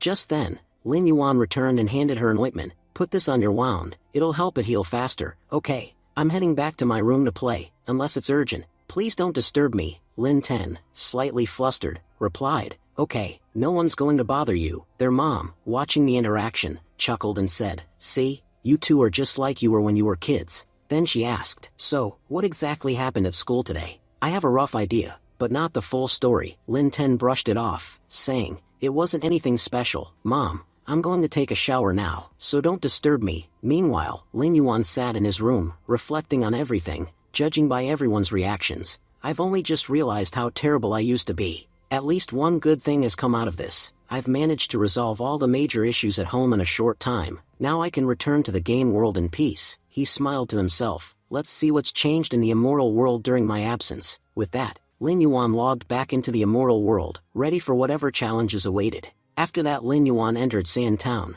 Lin Yuan was excited. He said to himself, finally, my real mission begins. Now I need to track down that bastard who became a follower of the evil god. I'm sure he's somewhere in this town. A little ahead, the scene shifted. A soldier was seen roughly grabbing a man by the collar. The man pleaded, officer, I swear I haven't done anything wrong. There must be some misunderstanding. But the officer shouted back, shut your filthy mouth. Whatever you've got to say, you can say it at the station. At that moment, the officer suddenly felt like someone was watching him. He quickly turned around, but saw nothing. He mumbled, was that just my imagination? Meanwhile, Lin Yuan was hidden nearby, watching everything. He thought to himself, these patrol soldiers have insanely sharp eyes. I just killed 2 players here, so my sin level is now at 2. If they spot me, it could lead to serious trouble. He continued thinking, for the next 3 days, I'll need to stay hidden. After that, my sin level will automatically return to 0. I won't be able to do much in those 3 days anyway, which makes this a perfect opportunity to visit some old friends, those who helped me immensely last time.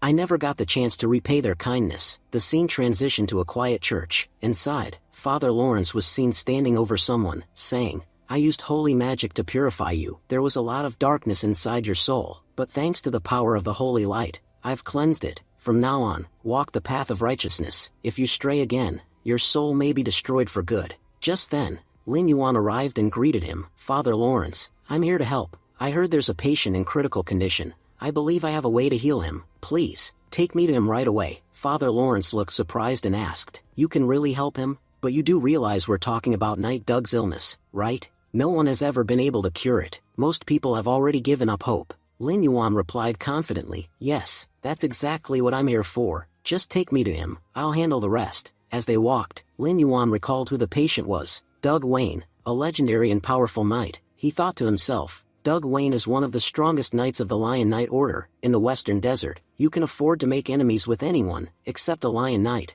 Mess with them, and you're as good as dead. He continued reflecting, back in my past life, when I was stuck at level 15 and falling far behind everyone else, Doug Wayne was the one who stepped forward to help me. He gifted me a golden tier weapon for free. That weapon was the turning point that helped me rise in the game. If I hadn't had it, I probably wouldn't have survived even my third battle. I owe my life to him. Now, with a chance to repay that debt, Lin Yuan was determined not to waste it. The scene shifted again. Lin Yuan stood next to the ill Doug Wayne and said warmly, "Mr. Wayne, don't worry. I'm here to cure you. We'll get all that poison out of your body." Wayne slowly opened his eyes, squinting at the stranger. "Who are you?" Then, seeing Lin Yuan's level, his expression changed to disbelief. He sat up with difficulty and snapped, "Are you joking? I'm dying, and you send me a level 10 newbie? Do you even know how dangerous my condition is? The soldiers in this city have way higher levels than you, and even they couldn't do anything, and you think you alone can fix me? Don't waste my time. Get out of here." Just then,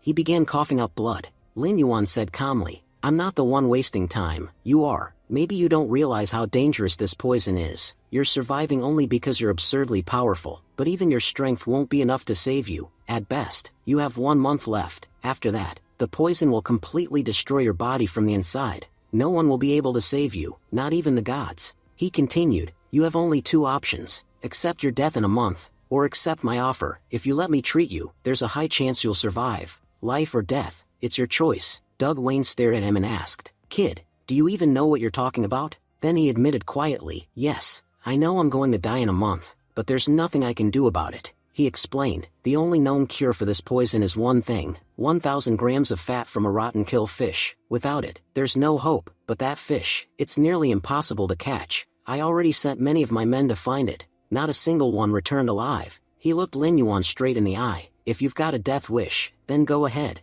Try your luck in the muddy clay. You'll soon find out why no one's come back with that fish." Just then, a system notification popped up. "You've received a request from Doug Wayne. Do you want to accept it?" Lin Yuan smirked and thought to himself, "That's exactly why I provoked him, to get this request. What are we waiting for? Of course I accept." The system announced that this was the gold development quest. In order to heal Wayne's body, the player would need exactly 1,000 grams of rotten gill fish fat. It warned that there was only 1 month to complete this task. Lin Yuan, however, confidently claimed that a month was too long. He could finish it in just 5 days. Shortly after, Lin Yuan arrived at Muddy Clay, where numerous fish were swimming around. The system alerted him that these were level 15 rotten gill fish, elite rank monsters. Elsewhere in the desert, a group of players was seen struggling to fight the fish. Their captain warned the others that the fish had extremely sharp teeth. Even a single bite could split a body in 2, he said, and stressed the importance of staying far from their mouths. Suddenly, one of the fish lunged and attacked the captain. Injured and overwhelmed, the captain began to scream in pain. His team pleaded for help, shouting that the muddy clay terrain was trapping them, making it impossible to move, and the fish were closing in fast. As the captain was about to be devoured, he thought to himself that no one could save him now. He regretted that despite warning others to stay cautious, he was the one falling into danger. It felt like his end was going to be painfully tragic. Just then,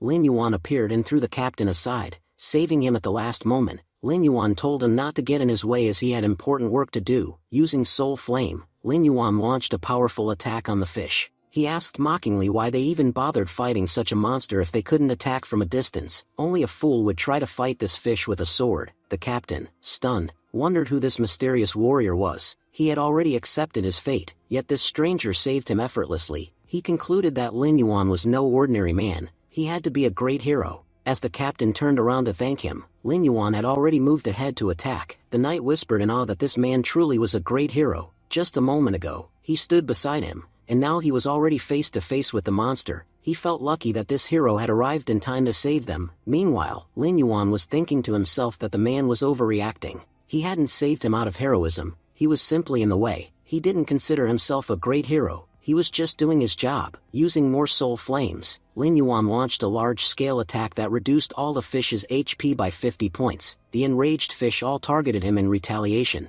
Lin Yuan smirked and said that this was exactly what he wanted. The foolish fish were walking into his trap. They didn't realize that he wasn't prey, he was the predator. The captain shouted a warning, calling him a great hero again and urging him to be careful. He reminded him that the fish's teeth were extremely dangerous and could paralyze if they bit into his body, but Lin Yuan effortlessly dodged their attacks. He muttered to himself, annoyed, wondering why the man was yelling so much. He could see the fish approaching. The shouting was just making him more anxious. Lin Yuan summoned his sword and remarked that killing the fish one by one was a waste of time. He decided it would be faster to eliminate them all at once. He began slaying the fish rapidly. The captain watched in disbelief, thinking that something insane was happening. Despite having a team of 8, they couldn't defeat even one fish, yet this man was slicing through them like radishes and carrots. Still, the captain reflected, there were a lot of fish here. Even with such immense power, handling all of them alone would be difficult, especially since they could use group attacks, which even powerful warriors struggled to withstand. At that moment, the monsters began forming a group to launch a combined assault. Lin Yuan noticed and said mockingly, "Oh, so now you're going to group up on me?" He laughed, calling it cheating,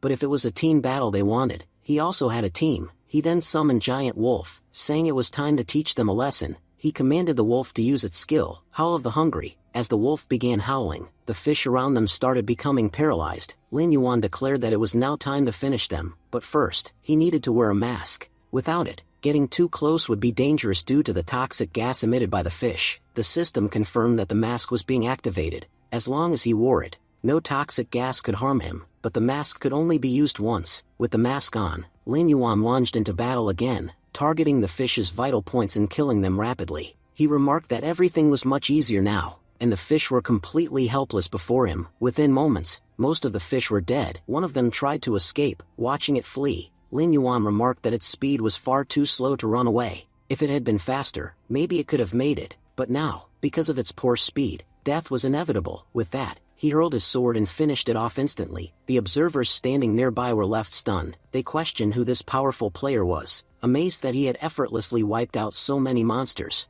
Just as one of them started celebrating, another warned that it was too early to be happy. More monsters were still approaching, and escaping this place while fighting them off would be extremely difficult. At that moment, Lin Yuan ordered his Thunder Scorpion to begin its attack. The Scorpion activated its lightning skills and unleashed a barrage of electric strikes, wiping out multiple fish at once. A shocked onlooker exclaimed that he couldn't believe what he was seeing. He hadn't expected any of this. The level gap between the fish and human players was immense. No normal human should have been able to take them down so easily. As Lin Yuan approached them, he asked who told them he intended to fight all these monsters. He explained that he knew defeating them all would take way too long, and he wasn't foolish enough to waste that kind of time. He told them they'd understand what he really planned to do in just 5 minutes. Just then, another team member pointed something out. He had noticed that all of the Thunder Scorpion's attacks were hitting the female fishes directly in the belly. He reminded the others that the female fish carried something inside their stomachs that, once released, caused the male fish to go berserk. Now, with so many female fish killed and their acidic contents spilled, the male fish had lost all control. They had started attacking everything in sight, even their own allies, without understanding what was going on. Lin Yuan thought to himself that the female fish carried eggs inside their bellies, and those eggs contained the power of gluttony. When the eggs were released, all the male fish became driven by one instinct, to protect the eggs. This instinct overrode all other logic, causing them to attack indiscriminately, whether it was a human, a monster, or even another fish. He explained, in his thoughts, that he had anticipated this behavior. By using the eggs as bait, he had successfully made the fish fight among themselves. Their sheer numbers had made it almost impossible to defeat them one-on-one. But with clever planning, he had turned the tide. Suddenly, a massive female fish charged toward Lin Yuan. The others shouted in panic, warning him to be careful. The fish seemed particularly furious because of him, and it was much larger than the others. Lin Yuan calmly said he had been waiting for her to show up. Now that she had come out of the mud, he finally had a worthy target. He sent his ghost wolf to attack her, mentioning that he had already dispatched 6 wolves to take her down, but she had still managed to escape their assault.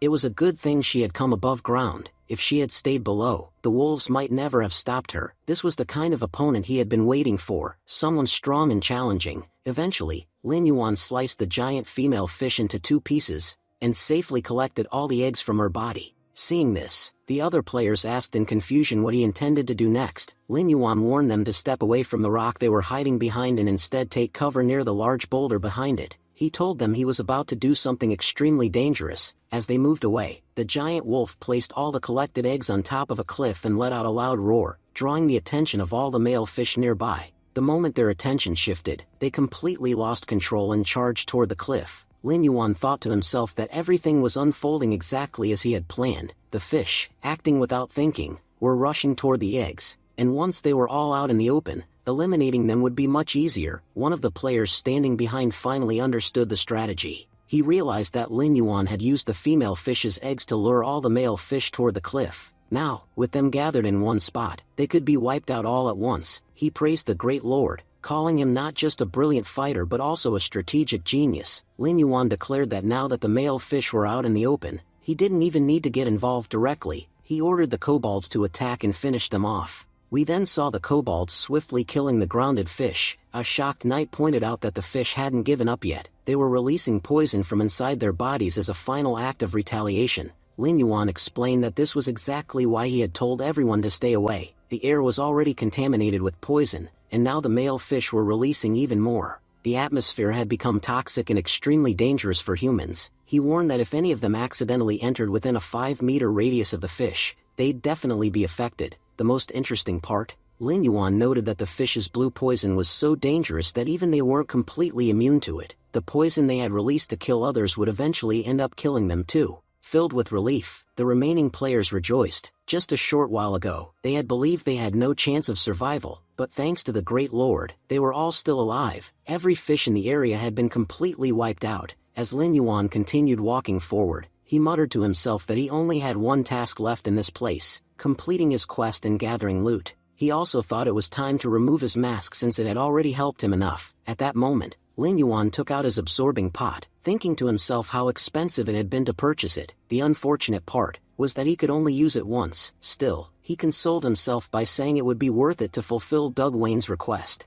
The system notified him, "You have collected 100 grams of rotten gill fish oil." It explained that the oil had extraordinary healing effects. It could heal the body even after severe positive attacks. Lin Yuan admitted he had completely forgotten that killing these many fish would result in a reward. He was soon informed by the system that he had received an item called the Joker's Nose, a silver-grade artifact. It was an armor-type item, but it didn't possess any particularly impressive effects, just minor enhancements. He wondered sarcastically who would ever want to wear something like the Joker's Nose. Could the system not come up with anything worse? He concluded that the game developers probably added it as a joke, so players could walk around looking like clowns. He declared internally that no matter what unique powers it might have, he would never wear it. Just then, a man appeared from behind and exclaimed with excitement that Lin Yuan had found an amazing item. He said he had never seen such a cool artifact before. It even moved and glowed on its own. He insisted that wearing it would make Lin Yuan look incredible. Shocked, Lin Yuan asked if he truly liked it. The man happily confirmed and called it a unique item. He offered to buy it, saying he would pay any price. Money was no concern for him. At that point, the man's teammates stepped in and clarified to Lin Yuan that he should not misunderstand. Their captain was a strange person who loved bizarre things.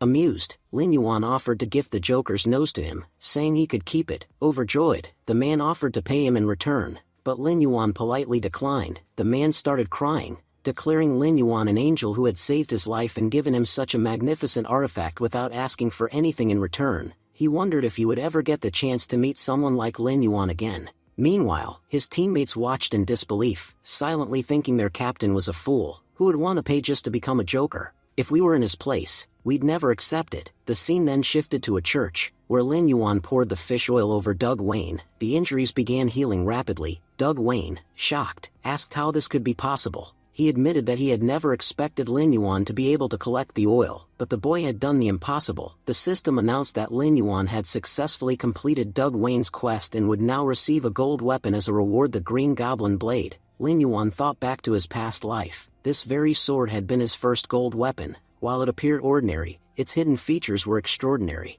The blade possessed a special skill known as the Green Goblin Curse, which significantly boosted the user's abilities. It not only dealt physical damage but also attacked the soul, its soul damage being particularly deadly. The longer a fight went on, the greater the chance of victory when wielding this blade. He reminisced how, During his past struggles in the game, this sword had helped him survive the harsh desert. In fact, it was by using this very blade that he had become the most powerful mage in the entire desert, so powerful that no one could rival his magical powers. This was the same sword Doug Wayne had gifted him. At last, Lin Yuan felt he had repaid his debt to Doug Wayne. The system notified him again. You have provided significant assistance to Doug Wayne. Your reputation in this city has increased by 1,000 points, and your reputation among the Lion Knights has increased by 500 points. Lin Yuan considered that reputation points didn't help in leveling up, but they did allow him to move more freely within the city, even in restricted areas that normal players couldn't access. As he was still thinking about all of this, another system pop-up appeared. It praised him for completing the quest excellently, stating that Doug Wayne now respected him. His affinity points with Doug Wayne had increased by 10. Lin Yuan noted that everything was unfolding just as it had in his past life, except for the affinity points. That was a new development. Doug Wayne then addressed him warmly, thanking him deeply. He said Lin Yuan had no idea how much bringing that oil had helped. Without it, he might not have survived until next month. Lin Yuan responded that he was simply glad he could help. Doug Wayne admitted he had nothing special to offer in return, but due to Lin Yuan's immense help, he wanted to give him an important piece of information. Lin Yuan thought to himself that since Doug Wayne was an NPC, he probably knew a lot about this world. Because he had earned Doug Wayne's trust, he was likely about to learn something very valuable. Doug Wayne warned him solemnly, if he ever encountered a man named Quincy in the desert, he must avoid him at all costs. No matter what happened, he should stay away from that man. Lin Yuan, surprised, responded by saying that Quincy was actually his teacher. He asked why Doug Wayne would speak about his teacher in such a way. Doug Wayne, visibly shocked, asked Lin Yuan to repeat himself. When Lin Yuan confirmed again that Quincy was indeed his teacher, Doug Wayne said that it was impossible. He claimed that someone like Lin Yuan would never be able to hide his true nature from Quincy. While Lin Yuan had concealed his abilities well, Doug Wayne confidently declared that Lin Yuan was a necromancer. Confused, Lin Yuan asked how Doug Wayne had discovered this. He insisted that he had never revealed his powers to anyone and had made sure his identity was well hidden in this world. Even Quincy couldn't detect it. So how could Doug Wayne have known? Doug Wayne explained that before he was poisoned, he used to work for a group called the Lion Knights. The Lion Knights were directly commanded by the Emperor himself, and no one else had the authority to issue them orders. They carried out several secret missions for the country, one of which was to eliminate necromancers. To aid in this task, they were taught a special skill called darkness perception. This ability allowed them to detect the dark aura inside necromancers whenever one passed nearby. The closer a necromancer was, the more clearly they could sense them. Doug Wayne said that because Lin Yuan had been standing very close to him recently, he had been able to clearly sense the dark energy emanating from him, which confirmed that Lin Yuan was a necromancer. Lin Yuan then realized something. This meant Doug Wayne had known his secret identity for some time. He asked why. Even though he had been near him a few days earlier, Doug Wayne hadn't mentioned anything back then. Thinking to himself, Lin Yuan admitted he had never even heard of darkness perception. He had no idea that such a skill existed in this world. He was even more shocked to learn that necromancers were hunted in this world. As far as he knew, no other class was treated this way. Now, he was determined to find out why being a necromancer was considered such a threat. Doug Wayne responded calmly. He said that during Lin Yuan's earlier visit, he had been too weak to use his powers properly due to the poison, but now that he had healed, his skill had reactivated on its own, allowing him to clearly see the overwhelming dark aura within Lin Yuan. Doug Wayne added that it was fortunate Lin Yuan had encountered him. If it had been any other member of the Lion Knights, they would have attacked him without hesitation. Curious, Lin Yuan asked about something called the Lord of Darkness. Doug Wayne realized then that Lin Yuan knew almost nothing about necromancers, so he decided to explain how the world truly worked and why necromancers were feared. He began by saying that everything started in ancient times. In the immortal world, there were 5 gods whom people worshipped and revered. First, the god of light. Second, the king of moon shadow. Third, the goddess of nature. Fourth, the god of tides. And fifth, the king of spirits. These 5 gods had been worshipped since ancient times, and everyone believed that they were the only gods in existence. But according to Doug Wayne, that belief was false. In reality, there was a 6th god, one kept hidden from the world. His name was the Lord of Darkness. He revealed that the Lord of Darkness was also known as the immortal god, and among the 6 divine beings, he was the strongest of them all. In fact, it was said that even if the other 5 gods joined forces, they still wouldn't stand a chance against him. Doug Wayne explained that whenever someone possessed such overwhelming power, they naturally did whatever they pleased. The Lord of Darkness was no different. he was immensely proud and arrogant about his power, and in this world, he acted solely according to his own will. The other gods were not nearly as powerful, and as a result, neither were their followers. But the Lord of Darkness loved his followers deeply. He blessed his most loyal servants with immense dark power, power so potent that they could dominate other sources of magic. That was how a new class was born, necromancers. Unlike any ordinary class, necromancers had unique abilities. They possessed physical power like warriors and could also perform magic like mages. However, the dark powers they harbored eventually corrupted their souls.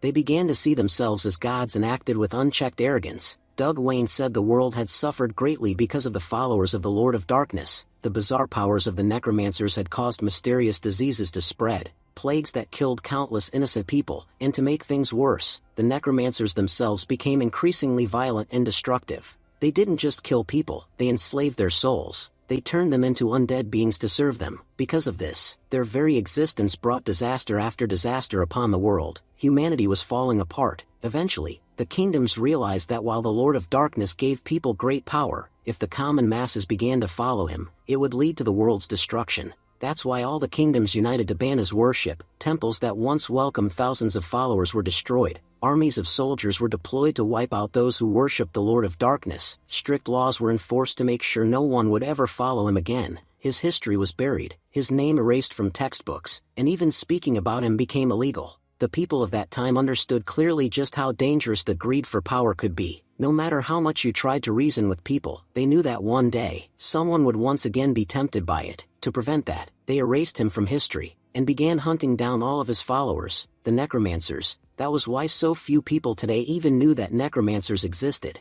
and those who did know about them, considered them enemies. They were all given a clear order: if you ever spotted a necromancer, kill them immediately, no questions, no hesitation. That's why necromancy was now considered a forbidden ability, an ability no one should ever possess. Doug Wayne confessed that he himself had killed many necromancers in the past. About 10 years ago, he and his team were hunting one, when a necromancer used poison to attack him by surprise. That poison left Doug Wayne bedridden ever since. It had weakened him so much that he had accepted his fate and prepared for death. He knew that the kind of fish Lin Yuan had used to cure him couldn't be caught by just anyone. And yet, in a strange twist of fate, the one who had poisoned him was a necromancer, and now, the one who had saved him was also a necromancer. Doug Wayne said there was only one difference: Lin Yuan was a necromancer who had no knowledge of what he truly was, and that was the only reason he was still walking on the right path. Hearing this, Lin Yuan began to reflect. In his previous life, he had been a sorcerer, and because of that, he had no idea about the history or dangers of this world. He had no clue that his current ability was tied to such a massive and terrifying secret. The very power that had made him grow stronger so quickly could also become the reason for his downfall. He finally understood why his ability was always labeled as forbidden whenever he saw it in the system. It made sense now. He considered himself lucky that he had always used his concealment skill whenever he traveled. If he hadn't, he might have already been caught and killed. But now, he knew, he had to do something about this. He couldn't afford to let anyone else detect his aura, because anyone who realized his true identity might attack him without a second thought. Things had become far more complicated than he had expected. He couldn't even predict when or from where the next danger might appear. He had assumed that once his sin points were gone, he'd be able to roam freely through the city and investigate the man with the special badge. But that no longer seemed safe. If even one of the city's knights spotted him and sensed his aura, things could go horribly wrong. Lin Yuan realized that his top priority now was to hide his aura completely, especially the dark energy tied to the Lord of Darkness. If he failed to conceal it, not only would he be unable to move freely through the city, he wouldn't be able to investigate anything at all. He turned to Doug Wayne and asked him a crucial question. Doug Wayne, is there a way to bypass your special skill? Some method that could stop your detection from working? He explained that Doug Wayne was the only person who knew he was a good person, but if any other knight were to see him, they would attack immediately. That's why it was extremely important for him to know if there was a way to evade being detected.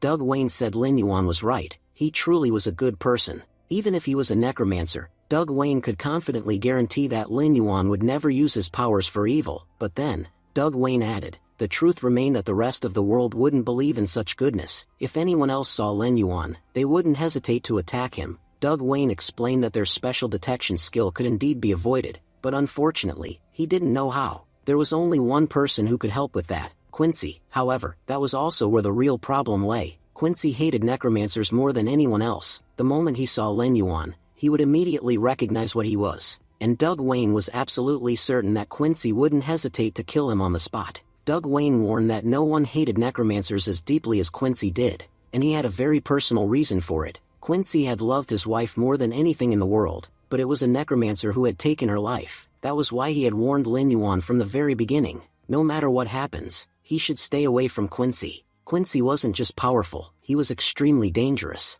If he saw Lin Yuan, he would attack without mercy. Doug Wayne explained that while most knights killed necromancers out of duty, Quincy killed them out of pure hatred, even enjoying it. He wouldn't care how good Lin Yuan's intentions were, he wouldn't offer help, he would destroy him, even tearing apart his very soul. Doug Wayne then sighed, saying it was up to Lin Yuan to decide what he would do next. He only hoped that Lin Yuan would survive in this cruel world, and wouldn't run into more trouble. The scene shifted to the gravel desert. Walking through the desert, Lin Yuan remembered Doug Wayne's words. Doug Wayne had said, "Lin Yuan, don't be crazy, I already warned you, but you're still going to Quincy. I'm not joking, he's extremely dangerous. The moment he finds out you're a necromancer, he'll tear your soul in half. All of us knights used to kill necromancers because it was our job, but Quincy did it out of deep personal trauma. No matter how good your reason is, he won't help you." Lin Yuan replied that he had no other choice. He was already standing at the crossroads between life and death. At this point, he might as well try at least once, before dying.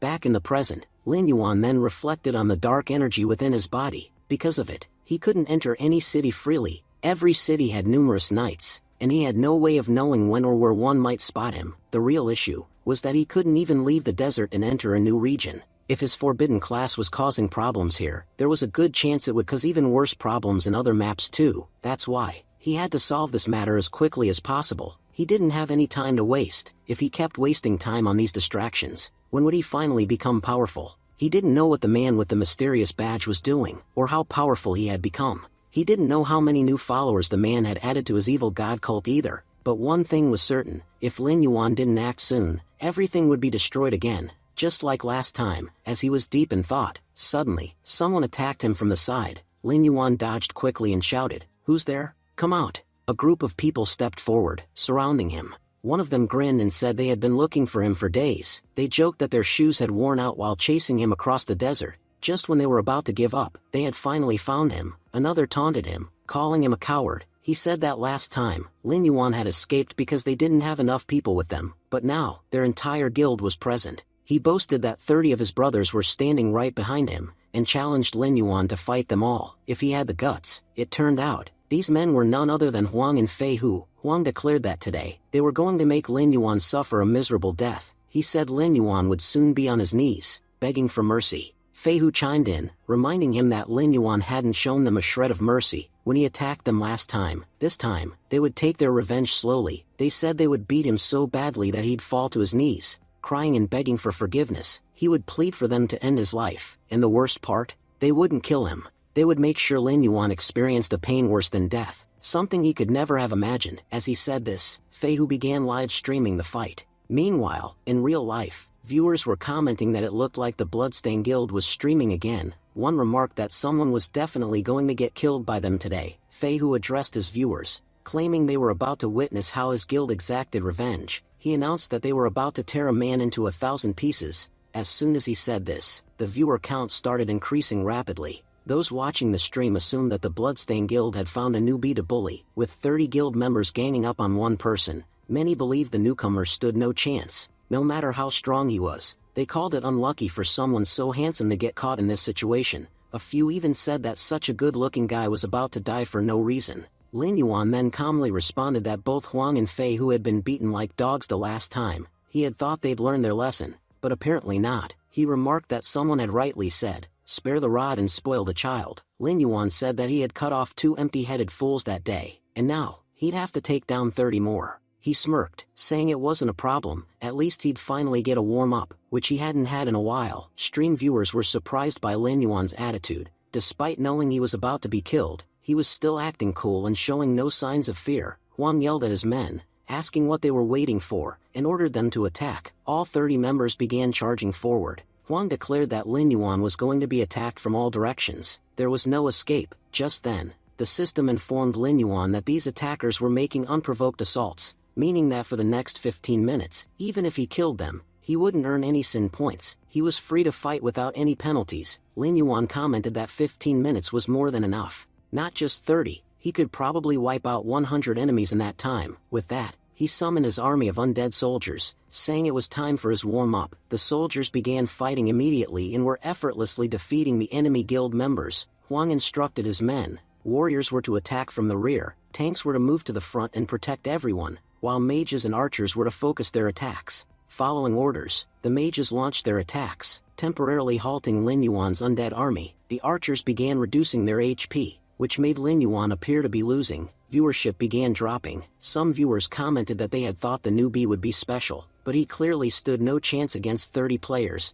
Everyone knew that summoners weren't very strong, their summoned creatures were weak. People regretted wasting their time. Huang mocked Lin Yuan, saying that no matter what summoning powers he had, their guild had an unbreakable formation that allowed them to dominate anyone, anywhere. He taunted that Lin Yuan was about to lose, and he was enjoying watching him fail. But then, to everyone's surprise, Lin Yuan began laughing. He asked sarcastically if they were really waiting for him to lose, because they might be waiting forever. Huang was confused. Despite clearly losing, Lin Yuan was laughing. That's when the ground beneath the mages began to crack and collapse. The mages panicked, asking what was happening, realizing something underground was pulling them in. Suddenly, Lin Yuan's summoned kobolds erupted from beneath the earth, launching surprise attacks and taking down Fei Hu's men from all directions. Huang and Fei Hu were stunned. Just moments ago, they had been clearly winning, but now they were being overwhelmed by Lin Yuan's undead forces. The viewers were just as shocked. They wondered if these undead could think for themselves. When the frontal attack failed, they counterattacked from below with perfect coordination, better than what most elite guilds could manage. It became clear to them, Lin Yuan was no newbie. The Bloodstained Guild had seriously messed with the wrong guy. They had talked about killing him. Now it looked like they would be the ones dying today. As Lin Yuan began dominating, the viewer count started climbing again. Some mages commented that Lin Yuan's attacks were insanely dangerous. His weapons were even reaching behind their defenses. They needed to heal immediately or else they'd all be dead within moments. As they began to heal themselves, Lin Yuan attacked again, catching them off guard. He reminded them that he wasn't there for a party, he was there to kill them. Just then, an invisible assassin tried to sneak up on him, but Lin Yuan noticed, and before the enemy could strike, he launched a deadly counterattack. As the enemy emerged from the shadows, he said, "How did you know I was behind you?" Lin Yuan calmly replied that only a fool would try to hide in the sand and think they were invisible. Everyone knew that stealth was useless in such terrain. Meanwhile, the battle was clearly turning in undead's favor. Members of the guild began to panic. They were exclaiming how powerful the enemy was, stronger than they had ever expected. Every tanks had already been killed, and now, fewer than 10 of them remained standing. Frustrated, Fei Hu spoke up angrily. He said that last time, they didn't have much manpower, so even after losing, it didn't feel too bad. But this time, if I lose even with so many of us here, how will I ever face the world? Determined not to be humiliated, he declared he wouldn't go down without a fight. He would battle Lin Yuan himself. Fei Hu charged forward, shouting that today, he would personally sever Lin Yuan's head. Unfazed, Lin Yuan unsheathed his sword and said coldly, "Let's see who actually ends up killing whom today." He launched a green goblin curse attack toward Fei Hu. Taken aback, Fei Hu yelled in shock. He had never seen anything like it. What kind of attack is this? I've never witnessed anything like it before. Before Fei Hu could react, Lin Yuan hit him with another devastating blow and advanced forward. He taunted Fei Hu, "You came here to kill me, didn't you? But if you can't even see me, how do you plan to strike me?" He continued, saying he had always been a huge fan of Power Rangers since childhood, and now, he was thrilled to make his first kill in Power Ranger style. Lin Yuan counted down from 3, 3, 2, 1, and with that, his attack triggered an explosion. After the dust settled, Lin Yuan admired his sword, saying this was exactly why he liked it so much. It not only slashed enemies but also caused them to explode afterward. Personally, I love the way it looks. The live stream viewership surged. Spectators from around the world watched as viewers mocked the guild. One of them laughed. Weren't they the ones claiming they'd tear this newbie into 1,000 pieces? Look at him now. He's the one blowing them all away. Another chimed in, "This stream is insane. I've never seen anything this epic before." Back on the battlefield, Huang was trembling as he watched his comrades fall one after another. He said he couldn't believe what was happening. His entire guild, which he had built so carefully over time, was being decimated by a single player. He muttered in disbelief. "I met him just a few days ago. Sure, he was powerful, but not powerful enough to defeat us all. What's happening in this game world? How can one person be so strong?" Fei Hu added that it didn't even feel like he was fighting a player. It's like I'm facing the strongest demon from hell. He doesn't care about anything, he just kills. Just then, Lin Yuan turned toward Huang, who immediately panicked. He pleaded for his life. Please, don't kill me. I'm sorry for bothering you. From now on, my guild and I will never cross paths with you again.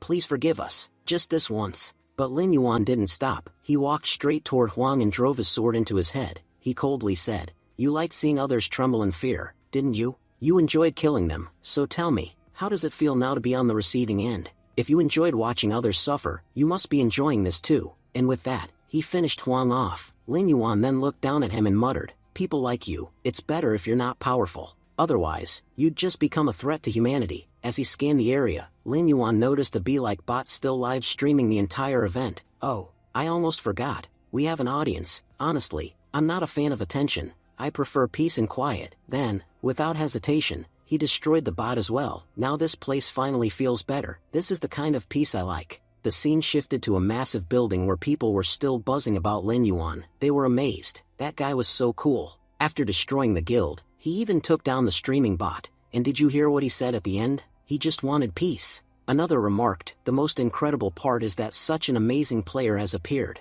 and yet we know nothing about him."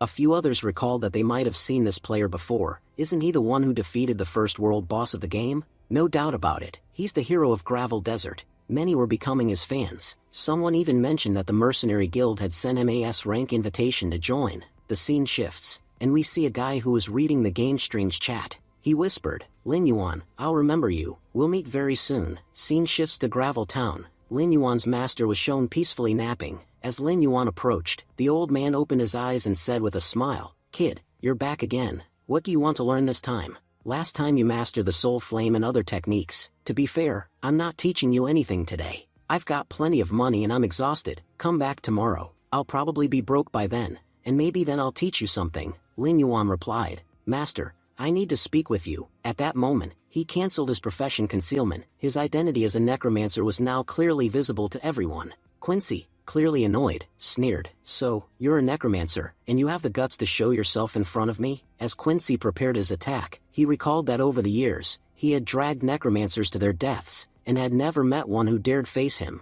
He accused Lin Yuan of learning magic from him despite being a necromancer, and swore that this time Lin Yuan would not escape alive. Quincy unleashed a deadly attack, but before it could hit, Lin Yuan vanished. Shocked, Quincy realized that his lightning strike, one of the fastest magical attacks, had been dodged. He wondered how a necromancer could have evaded it. Suddenly, Lin Yuan appeared behind Quincy and placed a sword at his neck. He remarked that there was a time when Quincy had been extremely powerful, but in his current condition, he couldn't match him. Lin Yuan suggested that if Quincy had calmed down, they could sit and talk. Quincy noted that Lin Yuan had stopped his attack midway, which meant he did not intend to kill him. Curious, he asked what Lin Yuan wanted. At that moment, Lin Yuan recalled Doug Wayne's words from the past. Doug Wayne had told him that since he was going to see Quincy, he should take some important information. Doug Wayne couldn't help much, but he could at least share a story from 10 years ago. Back then, the Lord of Darkness had grown dominant, threatening the immoral world. Diseases spread everywhere, and the world faced its darkest time. To bring justice,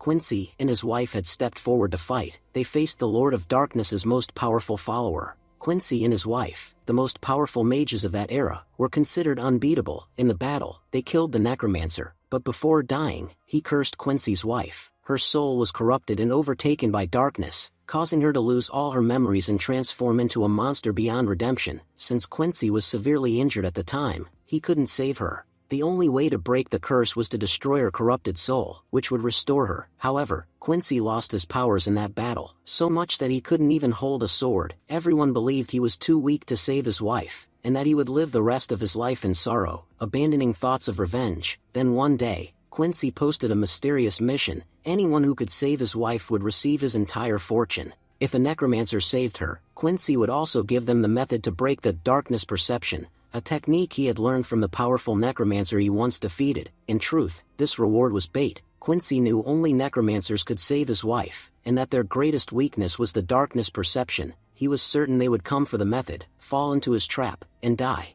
It wasn't Quincy's plan to kill the necromancers himself, but rather to have his wife kill them. So far, 158 people had accepted the mission, and none had returned alive, whether necromancer or ordinary human. In the present, Lin Yuan told Quincy he had come for the mission. Quincy, realizing this, said he had no reason to attack and admitted he had been waiting for someone to accept it. He handed the mission to Lin Yuan.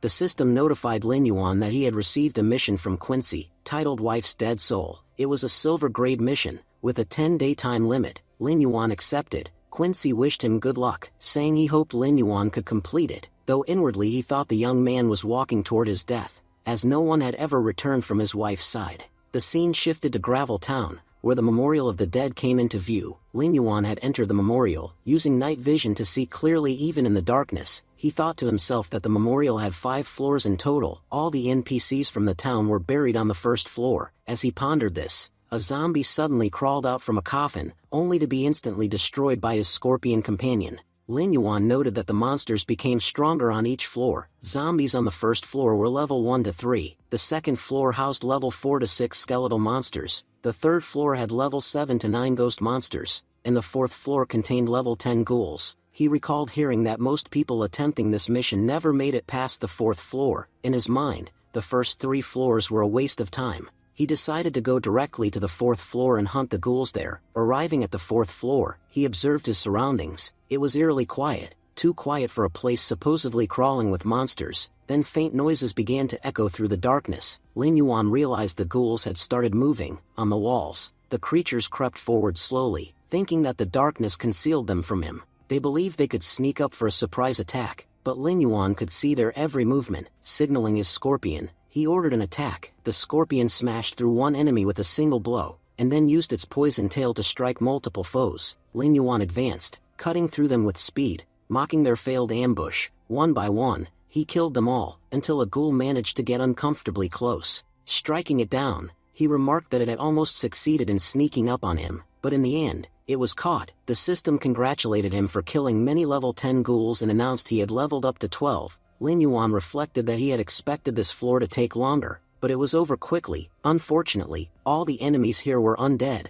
meaning he couldn't revive any of them for his own use. If they had been normal monsters, he could have gained several powerful summons. As he was thinking, he sensed something approaching from behind. Before he could fully react, a powerful, strange attack struck him, blocking it. He wondered aloud what was going on and who had launched the strike. The force of the attack didn't harm his body but carried him away, straight to another location. When he regained his footing, he saw he was no longer on the fourth floor. In front of him stood a coffin bound with chains. He suspected the attack had brought him to the 5th floor. There, Quincy's wife awoke. She said she had been waiting for someone to arrive for a long time and was glad he had come. She complained about being bored with the dry and tasteless prey she had been feeding on, and today, she would finally enjoy fresh blood. The system identified her as the Cursed Spirit, a level 18 Lord rank monster, Quincy's wife, and the final boss. Lin Yuan confirmed to himself that he was indeed on the 5th floor, facing the ultimate enemy of this mission. Quincy's wife taunted him, saying he looked young and would be especially enjoyable to devour. She threatened to tear him apart piece by piece and then launched a deadly attack.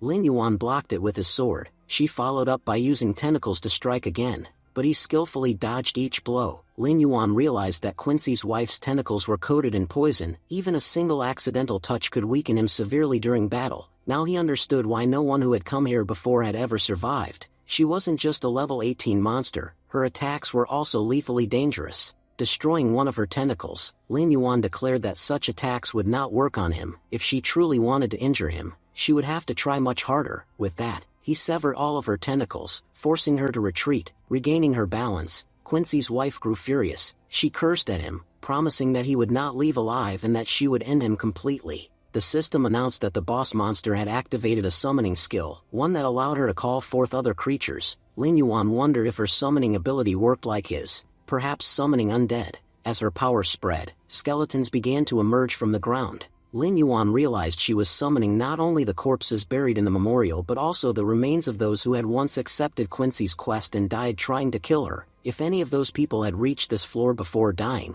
they must have been incredibly powerful. Soon, the chamber began to fill with countless skeletons. Lin Yuan recalled Doug Wayne's warning that 158 people had taken this quest and none had ever returned alive. If Quincy's wife had indeed summoned all of them, the situation could quickly become dire. Her summoning abilities were more dangerous than his own. She could even reanimate mere piles of bones with ease. Realizing the threat, Lin Yuan decided to summon his own undead army. he ordered his minions to block every exit so that no undead could escape, and instructed them to stop the enemy at all costs. He knew his forces were strong enough to hold back the zombies for a while. He then commanded his kobolds to activate their bloodthrust ability and rain death upon their enemies. With the skill active, the kobolds became far more powerful than before. Turning to his thunder scorpion, he told it to show everyone what it could do. The scorpion attacked with tremendous force, causing the entire building around them to collapse onto Quincy's wife. But to Lin Yuan's shock, she emerged completely unharmed. It was then he remembered, she was a ghost-type monster. Physical attacks would have little to no effect on her, and using one had been a serious mistake. Still, he knew ghost types took double damage from magical attacks. That meant his Green Goblin Curse would be highly effective against her. With that thought, Lin Yuan unleashed the Green Goblin Curse at Quincy's wife, but she dodged every strike with incredible speed. Lin Yuan realized something was wrong. His attacks weren't landing, even though in their earlier encounters her speed hadn't been this high. It seemed she had grown much faster, now evading everything effortlessly. He worried that his Green Goblin Curse might not affect her at all. Meanwhile, his undead soldiers were barely holding back the zombie monsters outside. If even one door broke and they poured in, fighting here would become impossible. He knew he had to defeat Quincy's wife before that happened, because if she fell, the rest would automatically collapse. Determined, Lin Yuan pulled out a ring he had received after killing the Thunder Scorpion. Back then, he hadn't known what use the Thunder Ring would have, but now it seemed invaluable. The system informed him that the ring could paralyze any enemy for 5 seconds. Lin Yuan thought that 5 seconds would be more than enough. He clenched the ring in his fist, activated his venom, and struck Quincy's wife with a fierce blow. She had expected a physical attack and didn't bother to dodge. Her greatest mistake. The system confirmed that the target was paralyzed. Seizing the moment, Lin Yuan ordered his Green Goblin Curse forward. The curse hit her squarely, sending her flying and inflicting heavy damage. For the first time in a long while, Lin Yuan felt he was finally winning. He decided to finish the fight. He summoned his giant wolf companion, explaining that the Green Goblin Curse had slowed her speed dramatically. With the wolf's howling ability at maximum power, he could immobilize her for another 5 seconds. As the wolf howled, Quincy's wife froze again. Lin Yuan thought this another 5 seconds would be enough to end her forever. He launched a relentless barrage of attacks, determined to test how many blows she could withstand. Her health points dropped rapidly, and being paralyzed, she couldn't avoid anything. Furious, Quincy's wife unleashed her ultimate skill, Corpse Explode. Shocked, Lin Yuan realized she intended to detonate all her undead minions. Before he could react, explosions erupted throughout the tomb, destroying a large part of his own army as well. When the smoke cleared, Lin Yuan was buried under a pile of shattered undead. He admitted to himself that it was the first time he'd ever seen such a terrifying skill. He had underestimated her, thinking she could do little more than summon corpses, yet she had wiped out his forces with a single move. Quincy's wife hated losing so much that she was willing to sacrifice every NPC under her control to win. After the blast, only 3 of Lin Yuan's soldiers remained alive, the strongest of their class. Every weaker unit had been annihilated. He reflected grimly that this battle had cost him dearly, and if he didn't gain something worthwhile by killing her, his losses might never be recovered. As the fight continued, Lin Yuan urged Quincy's wife to give up, saying there was no point in struggling any longer. He admitted he knew she still had a pure soul within her, and for that reason, he asked her to calm down and accept her end. For her own good and for everyone else's, Lin Yuan unleashed the Green Goblin Curse once more, and this time, all his attacks struck Quincy's wife directly. Her health points began to plummet rapidly. The system announced that the boss monster had taken heavy damage, and had only 300 HP remaining. Moments later, the system updated again. Her HP had fallen to 200. Finally, after another round of attacks, her health reached 0, and she collapsed on the spot. The system congratulated Lin Yuan, declaring that he had defeated the tomb boss, and awarding him 800 experience points as a reward. Looking around at the battlefield, Lin Yuan reflected that everything was finally over. The place, which moments ago had been a war zone, now lay in ruins. Just then, he noticed something behind him. The true spirit of Quincy's wife appeared. She thanked the young hero for freeing her soul, saying he had done her a great service. Her spirit transformed into a ring. The system identified it as the ring of a loved one, explaining that it could never be sold because it was Quincy's engagement ring. Lin Yuan wondered aloud whether this was truly his reward. After such a long and dangerous fight, after risking his life so many times, was this all he had gained? He admitted he had expected something far more valuable. What practical use could such a ring even have? But then, a book materialized before him. Seeing it, Lin Yuan smiled, realizing that a quest this difficult could never have such a trivial reward. the system revealed that it was a gold-level skill book called Corpse Explosion, a technique that only a necromancer could learn.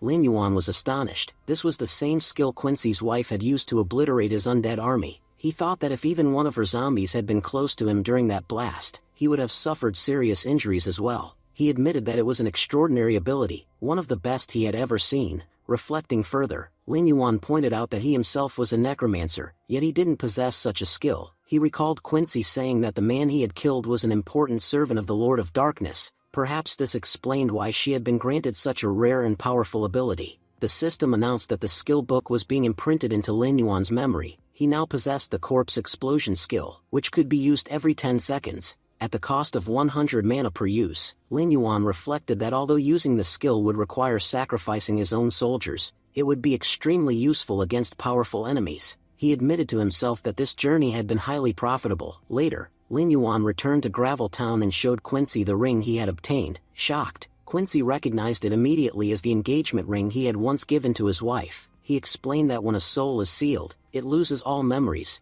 but the fact that Lin Yuan now held this ring meant that Quincy's wife had been freed, and she must have personally given it to him. With visible sadness, Quincy regretted that he hadn't been able to witness his wife's soul being set free. Still, he found comfort in knowing that she was no longer suffering after years of torment. Lin Yuan reassured him that her soul was at peace, likely resting in heaven. Moved to tears, Quincy thanked Lin Yuan deeply. He admitted that he had never imagined bowing his head to a necromancer, a class he had always despised. Every time he encountered one, he had felt an urge to kill them, but fate had turned things around. This very necromancer had helped him resolve the greatest regret of his life. Quincy promised never to forget Lin Yuan's kindness, and swore that if Lin Yuan ever needed help, he would be there. Keeping his word, Quincy opened a box and presented Lin Yuan with a special item. As promised, it was something that would help him conceal his identity. The system identified it as the Crown of Darkness. Once worn, it would completely hide Lin Yuan's sin value and suppress any trace of his dark aura, rendering him undetectable by others. Only necromancers could use this item, and it could not be sold. Lin Yuan was astonished. Although the crown wouldn't make him stronger directly, the ability to mask his presence was a tremendous advantage. With it, he no longer had to fear knights recognizing him. Even in the main city, he would be able to move freely without being exposed. The system asked if he wished to equip the Crown of Darkness. Lin Yuan agreed immediately and placed it on his head. With a determined expression, he resolved to enter the city and gather information about the followers of the evil god. The scene shifted to Lin Yuan finally arriving in the main city. He observed that the place had countless guilds, some so powerful that entering them was nearly impossible, while others would recruit anyone passing by on the street. But, as he reasoned to himself, joining weak guilds was meaningless. If he were to join a guild at all, it had to be one of the top 10, as those were the true powerhouses. He speculated that the person he was searching for might be hiding inside one of these 10 guilds. Reaching that person was crucial, because Lin Yuan already knew what this man was planning to do in the next 3 years. Stopping him early would be far better for all of humanity, but Lin Yuan was also aware of how things looked from the outside. To the people of this city, he was a complete newcomer who had only arrived hours ago. Getting into a top guild wouldn't be easy. As far as he knew, those guilds held periodic competitions to recruit new members. He decided he would have to wait for such an opportunity. Just then, something unusual happened. Lin Yuan sensed that someone was following him through the crowded streets. He quickly slipped away from the crowd and thought to himself, "Who's the rat tailing me?" The pursuer followed him into a narrow alley, only to find that Lin Yuan had vanished. In the next moment, a sword pressed against the man's neck. Lin Yuan demanded coldly, "Tell me quickly, who are you, and why are you following me?" The man exclaimed in relief, saying, "Finally, after searching for so long, I've found you, God Yuan. You have no idea how much effort I put into finding you." Lin Yuan narrowed his eyes. "So it was you trailing me? I suspected someone was on my tail." The stranger admitted openly, "You were right. I've been following you for the past 5 minutes, and I can't tell you how happy I am that you remember me." Lin Yuan asked, "How do you even know my name?" "As far as I recall, when I saved you last time, I never mentioned it." Standing up straight, the man explained, "It's not just me. A lot of people know who you are now. Anyone who loves this game can't possibly be unaware of you. Everyone saw how you cut down the Bloodstained Guild members like they were nothing. I even watched that live stream myself. People were shocked by your strength, but I knew you were holding back. You could have wiped them out in no time if you'd wanted to. You can't imagine how much effort I put in to find you. Ever since that day, I've been watching streams non-stop, hoping you'd appear again. When I first saw your face here, I wasn't sure it was you. That's why I spent 2 million in game credits. and even had my company push a system update just to confirm your identity. And now I'm certain, it really is you." Lin Yuan was stunned. "You spent 2 million, just to find me? Don't you think that's a little excessive?" The man was equally surprised by Lin Yuan's reaction. "Excessive? 2 million is nothing. Honestly, in Han Corporation, we spend that much regularly to test the game's systems. Thanks to you, I even discovered several issues in the game and fixed them, all for just 2 million credits." Lin Yuan was stunned. What? Did he just say Han Corporation? He recalled that Han Corporation was a $100 billion high-tech giant with a firm grip on the global market, the very company that largely controlled this game. Lin Yuan's thoughts turned sharp. If this guy has such a powerful background, then he must know far more about me than he should. Should I just let him walk away? Or, should I end him right here before he becomes a problem? He already knows too much. If he uses his influence to dig deeper, he could even find out I'm a necromancer. That would spell serious trouble. The man, completely unaware of Lin Yuan's dark contemplation, spoke cheerfully. "God Yuan, I was so happy to see you that I forgot to mention why I came here. I wanted to ask if you'd form a team with me. Tomorrow, there's an S-rank hunt starting in Blood Skill Cabin. I've heard there'll be amazing monsters and rare items there. If we go together, we could gain a lot. So, what do you say? God Yuan, will you team up with me?" Just then, the man slipped on a stone and fell flat on his back. Lin Yuan couldn't help thinking, this guy can't even stay on his feet, and he's asking me to form a team with him? Lin Yuan said coldly, "Listen, kid, I don't care who you are, but stop following me. That's the only thing I want to tell you." Internally, Lin Yuan had already decided, this fool isn't worth killing. I'd only dirty my hands for nothing. I'm not the kind of man who murders innocents. The man stood up awkwardly inside. "I really was an idiot to think someone like you would team up with me. You're god level, and I can't even balance myself. You cut down the Bloodstained Guild members like grass. They had 30 people, and you took them all alone. Someone as powerful as you wouldn't even need a team. And even if you did, why would you pick me? Anyway, since I'm no use to you, at least let me give you some information before I go. Tomorrow, during that hunt, the 3rd squad of the Black Tree Guild will also participate. They're not really there for the hunt, they're scouting for recruits. Anyone who performs exceptionally will have a chance to join them, and I'm certain, God Yuan, you'll get in without a doubt."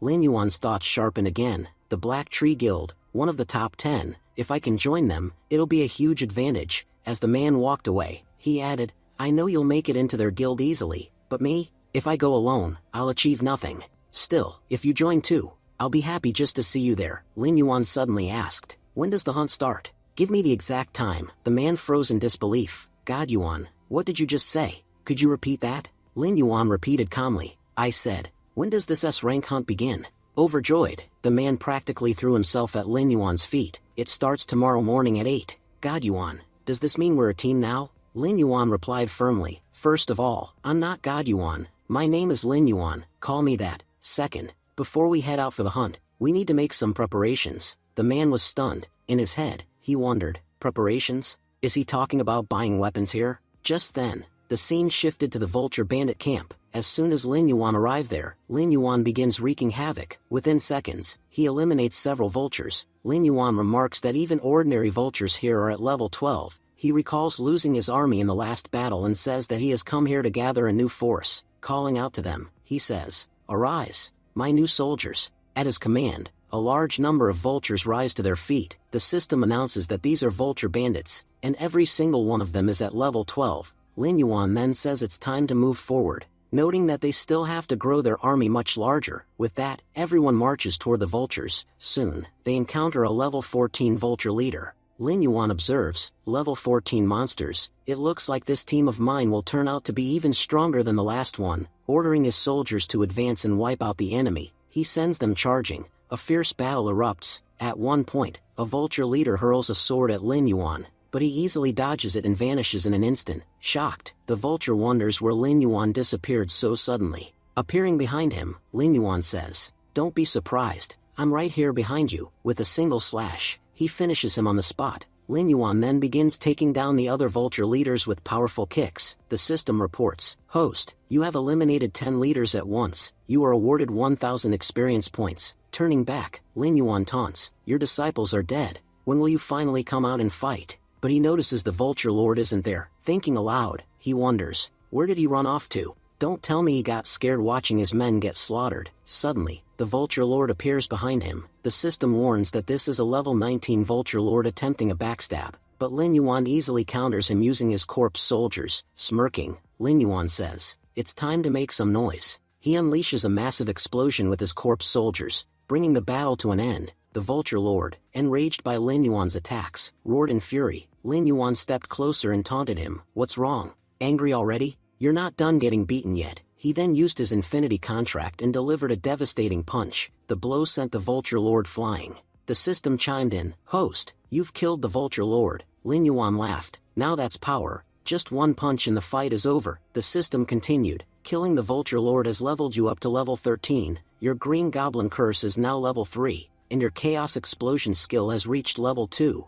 Looking over his skills, Lin Yuan thought, this is incredible. I didn't expect so many rewards just for killing the Vulture Lord. I only came here to recruit some soldiers, but I got much more than that. Tomorrow's hunt is going to be easy. My skills have leveled up, and now I've got an army of over 100 soldiers. The system confirmed. Host, you currently command 130 soldiers, all above level 10. Lin Yuan thought, all my troops are level 10 or higher, and they're being led by a level 19 Vulture Lord. For now, I'd say this is a perfect team. The system added, the Vulture Lord has acquired a new skill, Poison Hand. Lin Yuan realized, so after turning him undead, he gained an extra skill. Last time, the giant wolf I revived got Wrath of the Undead, which boosted his power by 20%. Regular monsters don't gain any new abilities when revived, but every Lord rank monster I've killed so far has unlocked an extra skill. If I kill and revive monsters even stronger than these lords, will I gain even more benefits? This is getting interesting. Just then, the system announced, Host, the S-rank hunt will restart in 2 hours. Smiling, Lin Yuan said, in that case, let's get moving. Scene shifted to Blood Cave. Lin Yuan asked, what on earth are you wearing? Why are you dressed so flashy? Han replied proudly, God Yuan, this is my new armor. What do you think? I spent 50 gold coins to get this made. I even hired the best blacksmith in the capital to forge it. Don't worry, I'll be a big help in the fight today. I won't just stand around like last time. Suddenly, Han's belt snapped, and his pants fell down. Lin Yuan smirked. Han, is this some special feature of your super armor? Honestly, I've never seen armor that takes itself off. This is the most unique armor I've ever seen. Han laughed awkwardly. The blacksmith said this is the latest model, so maybe it has a few glitches, but aside from that, it's amazing. Then Han's helmet slipped off. He panicked. God Yuan, help me. Some monster has blocked my senses. I can't see a thing. Where are you? Please, help me. Stumbling around, Han bumped into someone. Looking up, he said, God Yuan, when did you get so huge? But then he realized it wasn't Lin Yuan at all. It was a member of the Black Tree Guild. The man smiled. Kid, are you alright? The system identified him. This is Captain Zhao Gui of Team 3, level 15. Han thought nervously. He's smiling like nothing's wrong. But why does his smile feel dangerous? Like a venomous snake watching me. It's making my heart race. But he seems friendly enough. Maybe I'm just imagining things. At that moment, Lin Yuan arrived and pulled Han back. He said, your super armor is useless. If you wear that in front of a monster, I can guarantee you'll end up as monster food. Take it off and put on your regular clothes, fast. Han says, God Yuan, you're absolutely right. I think this armor is way too heavy for me. I can't even handle it properly. Meanwhile, Zhao Gui appears and starts glaring at them. Zhao Gui thinks to himself, scaring these kids is so much fun. The first guy was so terrified, he literally peed his pants. Let's see how this one reacts. But then Lin Yuan starts glaring back at Zhao Gui. Zhao Gui thinks, his guy is looking straight into my eyes, and he doesn't seem scared at all. This is the first time I've met someone this strange. Can he feel my intense aura? At that moment, other members of the guild arrive. One of them yells, which one of you is Han Cheng? Looking at the form, he laughs and says, hey shiny boy, is your name Han Cheng? Why are you wearing stage costume clothes to an S-rank hunt? The others laugh. Seriously, those clothes are ridiculous. You must have stolen them from a theater troupe. Doesn't he know we're here to kill monsters, not perform a drama? If any monster spots him in that shiny outfit, they'll all come chasing to eat him. Han Cheng replies, yeah, I'm Han Cheng, and please, don't compliment my clothes. I already know I've got a super armor that's unique. You won't find anything like it anywhere. But I'm not used to hearing people praise me. By the way, judging from your looks, you three must be from the Black Tree Guild. One of them pulls out a short blade and says coldly, remember this well, who you are, what your name is, or what you're wearing, it doesn't matter to us. Sure, you paid double the entry fee for this hunt, but that's not why we brought you. We brought you because we pitied you. You've seen how rich people throw coins to beggars? In the same way, we powerful hunters are showing you mercy by letting you come along. Our captain is a kind man. If it weren't for him, we'd never have taken you. Got it? Or should I repeat myself? Lin Yuan thinks to himself, this jerk is really asking for it. If this weren't about the hunt, I'd beat him into the ground right now. Xiao Gui steps in. Junior brother, what are you doing?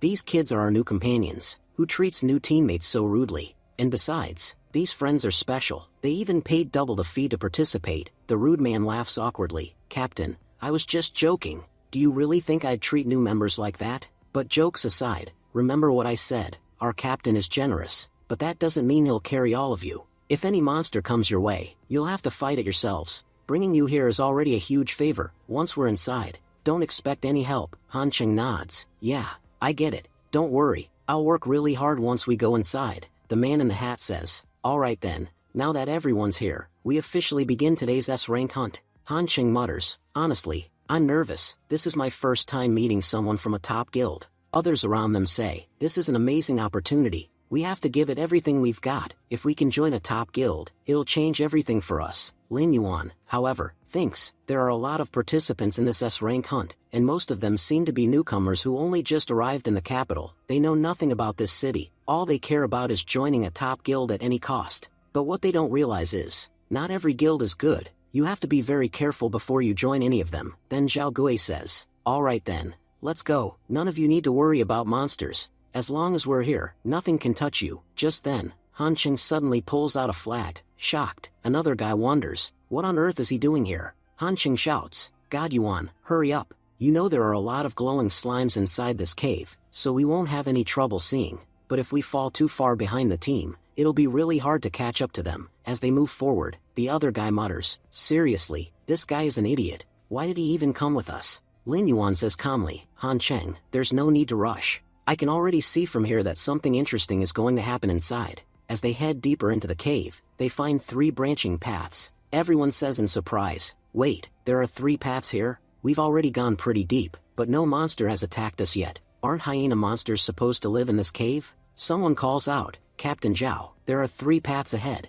Which one should we take? Xiao Gui answers, I think we should split up. Shocked, everyone exclaims, split up? Captain Zhao, there are powerful monsters inside. What if we run into one? What then? Mage steps in to calm them. There's nothing to worry about. This entire area is perfectly safe. Captain Zhao has already been here before with another team. They explored this cave thoroughly. That's why he's suggesting we split up. He knows there aren't any truly dangerous monsters here. If you go separately, you'll also gain more experience. Another person asks in disbelief, wait, Captain Zhao, you've really been here before? Xiao Gui nods, yes, I have. We're leading a large group, so ensuring everyone's safety is my responsibility. That's why I came here earlier to scout. I discovered that the middle path is extremely dangerous. All the powerful monsters are there, but the side paths are safe, with only a few weak creatures. Since our Black Tree Guild members are the strongest, we'll take the middle path and clear out all the powerful monsters. The rest of you can take the side paths, where you'll gain experience without much risk. So, what do you think?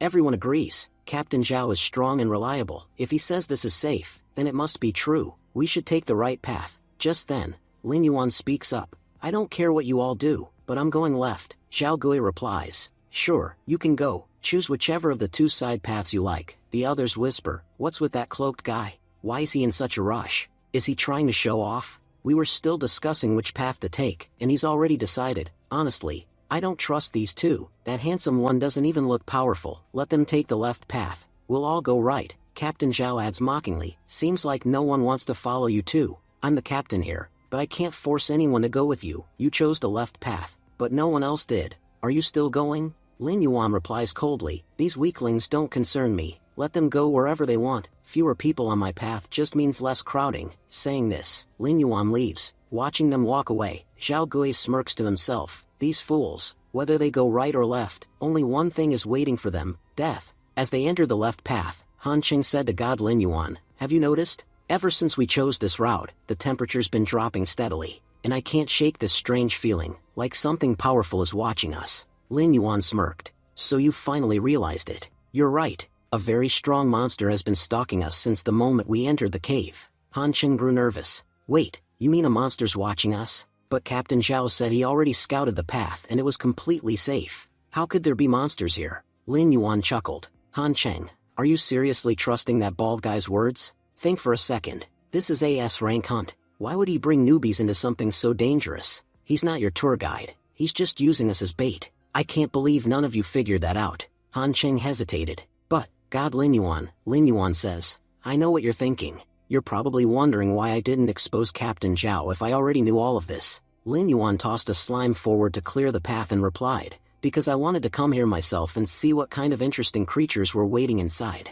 Just then, packs of elite-ranked hyena monsters appeared from deeper within the cave. The scene shifts to the Black Tree Guild. They were effortlessly slaughtering hyenas with their powers. One swordsman laughed. These things are fun to kill. Captain Zhao grinned. We sent those idiots ahead to die first. They're distracting the monsters and weakening them for us. Once they burn themselves out, it'll be much easier for us to finish the job and take all the rewards. He added, there's no way they can kill those high-level beasts, but they'll damage them enough that when we go in, we'll make huge profits with half the effort. So hurry up, clear your section, and then we'll move into their cave. Imagine them lying dead while we reap every bit of their hard work. That's the best part. Back on Lin Yuan's side, Han Cheng was shocked. He had expected these monsters to be a serious threat, but watching Lin Yuan's summoned beasts tearing through them effortlessly changed his mind. These hyenas are all over level 10, but your monsters are crushing them like nothing. Last time we met, your army wasn't this strong, or this big. You've become way more powerful.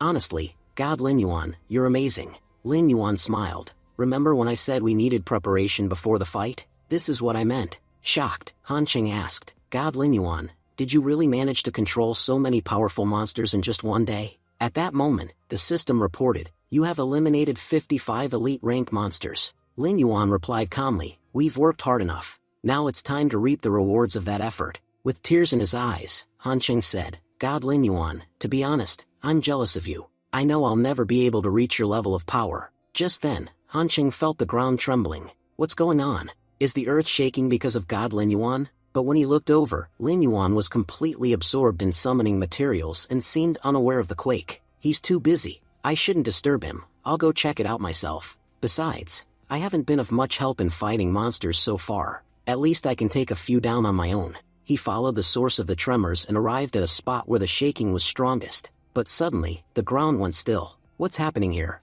Then, without warning, the earth split open and an enormous tongue shot out, lashing toward him. Terrified, Han Cheng thought, what is this thing? Before he could react, the tongue wrapped around him, pinning him tightly. I can't breathe. What should I do? Splitting off from God Lin Yuan was a huge mistake. No one's coming to help me here. But at that very moment, Lin Yuan appeared, slashing the monster's tongue into pieces and pulling Han Cheng to safety. Gasping for air, Han Cheng cried, God Lin Yuan, that monster was huge. We should get out of here immediately. If it comes back, we're done for. As he spoke, the ground cracked apart again, and the massive creature emerged, an iron hyena of Lord rank. Han Cheng shouted, what? A Lord rank monster? Before coming here, I read everything about the Bloodskill Cavern. It clearly said there were only elite rank monsters inside. How could a Lord rank beast appear here? Han Cheng clenched his fists. God Yuan, this is all my fault. That monster came because of me. It's too powerful for us to handle. Listen, leave this place.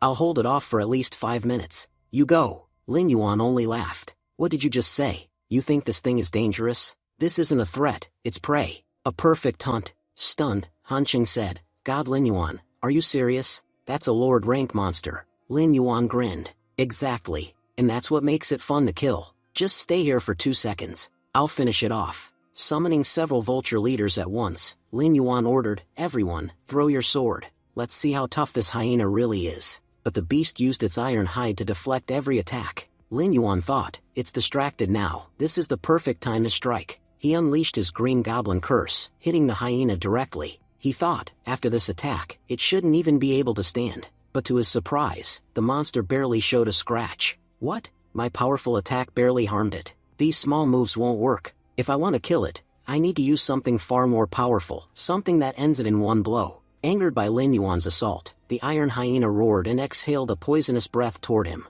Han Cheng cried out, God Yuan, dodge it. That breath is deadly. If it even grazes your body, you'll be paralyzed for 5 seconds, and your power will be cut in half. As Lin Yuan quickly retreats, he narrowly dodges the attack. He thinks to himself, this poison spray is seriously dangerous. There's so much venom in it that it even burned the ground. I definitely can't take this monster lightly. Just then, the hyena lunges at Lin Yuan with an iron tail strike. Stepping back, Lin Yuan says, the stronger you are, the happier I am, because I know the more powerful you are, the stronger the summon I'll gain. Come on, Vulture Lord, show him what you can do. Vulture Lord charges forward and attacks the hyena head-on. The collision of their blows releases massive bursts of energy. Han Qing watches in awe. Could this new monster also be one of God Yuan's summons? Just how many powerful creatures does he have? Seriously, God Yuan, you're incredible. I've never seen anyone stronger than you. Meanwhile, the Vulture Lord uses backstab to slip behind the hyena and lands a fierce strike with his claws.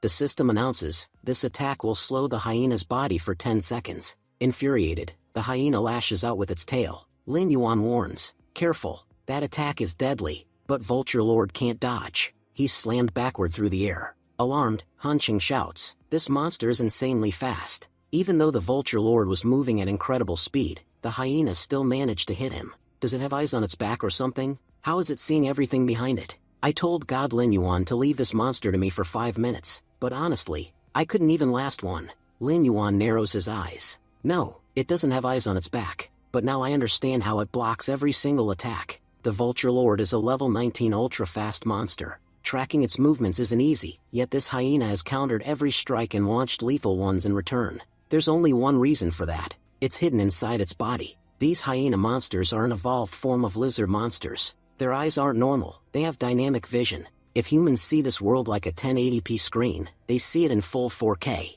On top of that, their hearing and sense of smell are extraordinary. Even with their eyes closed, they can easily track an enemy's movement. Some even have infinite sensing. They can detect opponents just from body heat and track every motion precisely. That's why a creature like this is incredibly sensitive compared to human opponents. Compared to humans, who aren't particularly fast, this would naturally be very quick. But now that I know exactly what abilities it uses, defeating it will be easier. I just need to set the perfect trap and lure it in. Lin Yuan unleashes a barrage of attacks using Soul Flame. Let's see, if your body is tougher or my fireballs are hot. The hyena roars and charges toward him. Lin Yuan sprints away, grinning. Perfect. Just as I thought, it's completely losing its cool. My attacks have frustrated it so much that it's ignoring everything around it. All of its focus is on me, and it's chasing me like a mad beast. Han Qing frowns. Why is God Lin Yuan running? Is he in danger? Well, that hyena is a Lord-level monster. Fireballs won't do much against it anyway. But, if he's really in trouble, why isn't there fear in his eyes? God Lin Yuan is seriously insane. No one spends money like Mr. Beast, and no one shows courage like Lin Yuan. Wait a second, where is he even going? That direction is full of hyena monsters. What is he planning? But Lin Yuan kept sprinting and got dangerously close to the hyenas. Smirking to himself, he thought, this is exactly where that fool is going to lose. He doesn't even realize he's running straight to his death. In the next moment, Lin Yuan used Flash Step to sidestep instantly. The hyena barreled ahead and collided with a group of its own kind. Lin Yuan taunted, you're big, you're powerful, but you're also incredibly stupid. Trapping you was as easy as giving candy to a child. Even with the monster right in front of you, you chased me straight into this spot. Now you'll find out what happens when things explode. As the hyena lunged at him, Lin Yuan sneered, you're too late to chase me now. He used his hyena corpses to grab Iron Hyena and unleashed a massive explosion. Lin Yuan said coldly, I heard something crack, looks like that armor protecting you just shattered in the blast. Now who's going to save you, monster?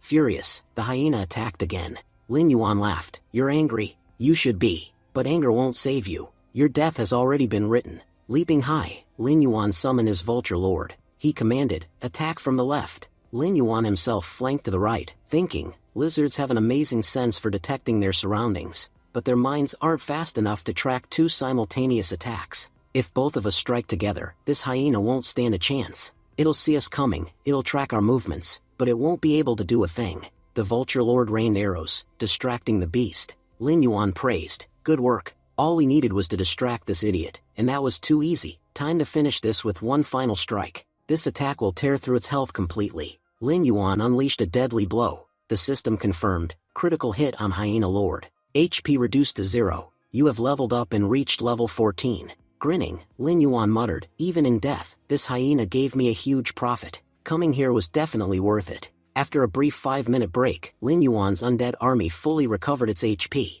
He thought, during the fight, their health dropped significantly, but just a few minutes of rest restored them completely. And now, my Green Goblin Curse has reached level 3, granting me a new ability. If I deal 20% damage to an enemy, I recover 20% of my power, and I no longer need to wait 10 seconds between uses. I can trigger it every 6 seconds. Just as I suspected, killing a Lord-ranked monster gives massive rewards. Lin Yuan continued reflecting, my green goblin curse has also leveled up. If I fight another powerful monster, it might soon reach level 4, then battling these creatures will be even more fun. He admitted there was a downside. I destroyed most of the hyenas I had captured because of the corpse explosion, but it's no big loss. I gained a Lord-ranked monster in return, and this one's level 20. With all its skills, it'll make an excellent shield. For offense, I've got the Vulture Lord. Its speed and precision let me strike anyone. And now, with this hyena, I can defend against any attack. Day by day, my undead army is becoming perfect. All I need now are some powerful healers and support soldiers, and then my army will be complete. Just then, from the side, Han Cheng spoke up. God Lin Yuan, look at this. After killing so many monsters, we've collected some incredible loot. You know, this is the first time in my life I've seen such amazing treasure. I'm telling you, we should pack it up and leave. If we sell this outside, we'll make a fortune. I've never earned this much profit from a single hunt. Lin Yuan replied calmly, what's the rush to leave? Selling it won't give us nearly as much benefit as staying here. Besides, a few rats are still hiding in their holes. We're not leaving until we wipe them out. The scene then shifts to the central cave. There, members of the Black Tree Guild had already slaughtered a large number of hyenas. Xiao Gi laughed, this is incredible. We've never killed this many monsters in one hunt before. Honestly, I feel a whole new level of confidence after today, and the best part is, this is only the beginning. Everything we've earned so far is just from our own efforts. The real profit from others' hard work is still waiting for us. Another guild member said proudly, Captain, you're amazing. With you leading us, we've killed so many monsters. Honestly, even if these creatures had been Lord-ranked instead of elite, they still wouldn't have stood a chance. With a warrior like you on our side, even Lord-ranked monsters would be forced to kneel. A mage added cautiously, you know, I heard some terrifying noises coming from the cave nearby, loud explosions, people screaming. From the sound of it, I think everyone in the other cave has already been wiped out. Now's the perfect time to move in and finish off the remaining monsters. Those fools already did their job for us. Laughing cruelly, Xiao Gi kicked the dead hyena aside. Exactly. They came here, worked hard, risked their lives, and now we'll be the ones to reap all the rewards. We can't let their effort go to waste. Let's see what they've left behind for us. As the group advanced toward the cave, the walls suddenly shattered with a deafening crack. Stones burst outward, flying straight at them. Blocking the debris, they shouted in confusion, what's happening here? Why is this entire cave collapsing?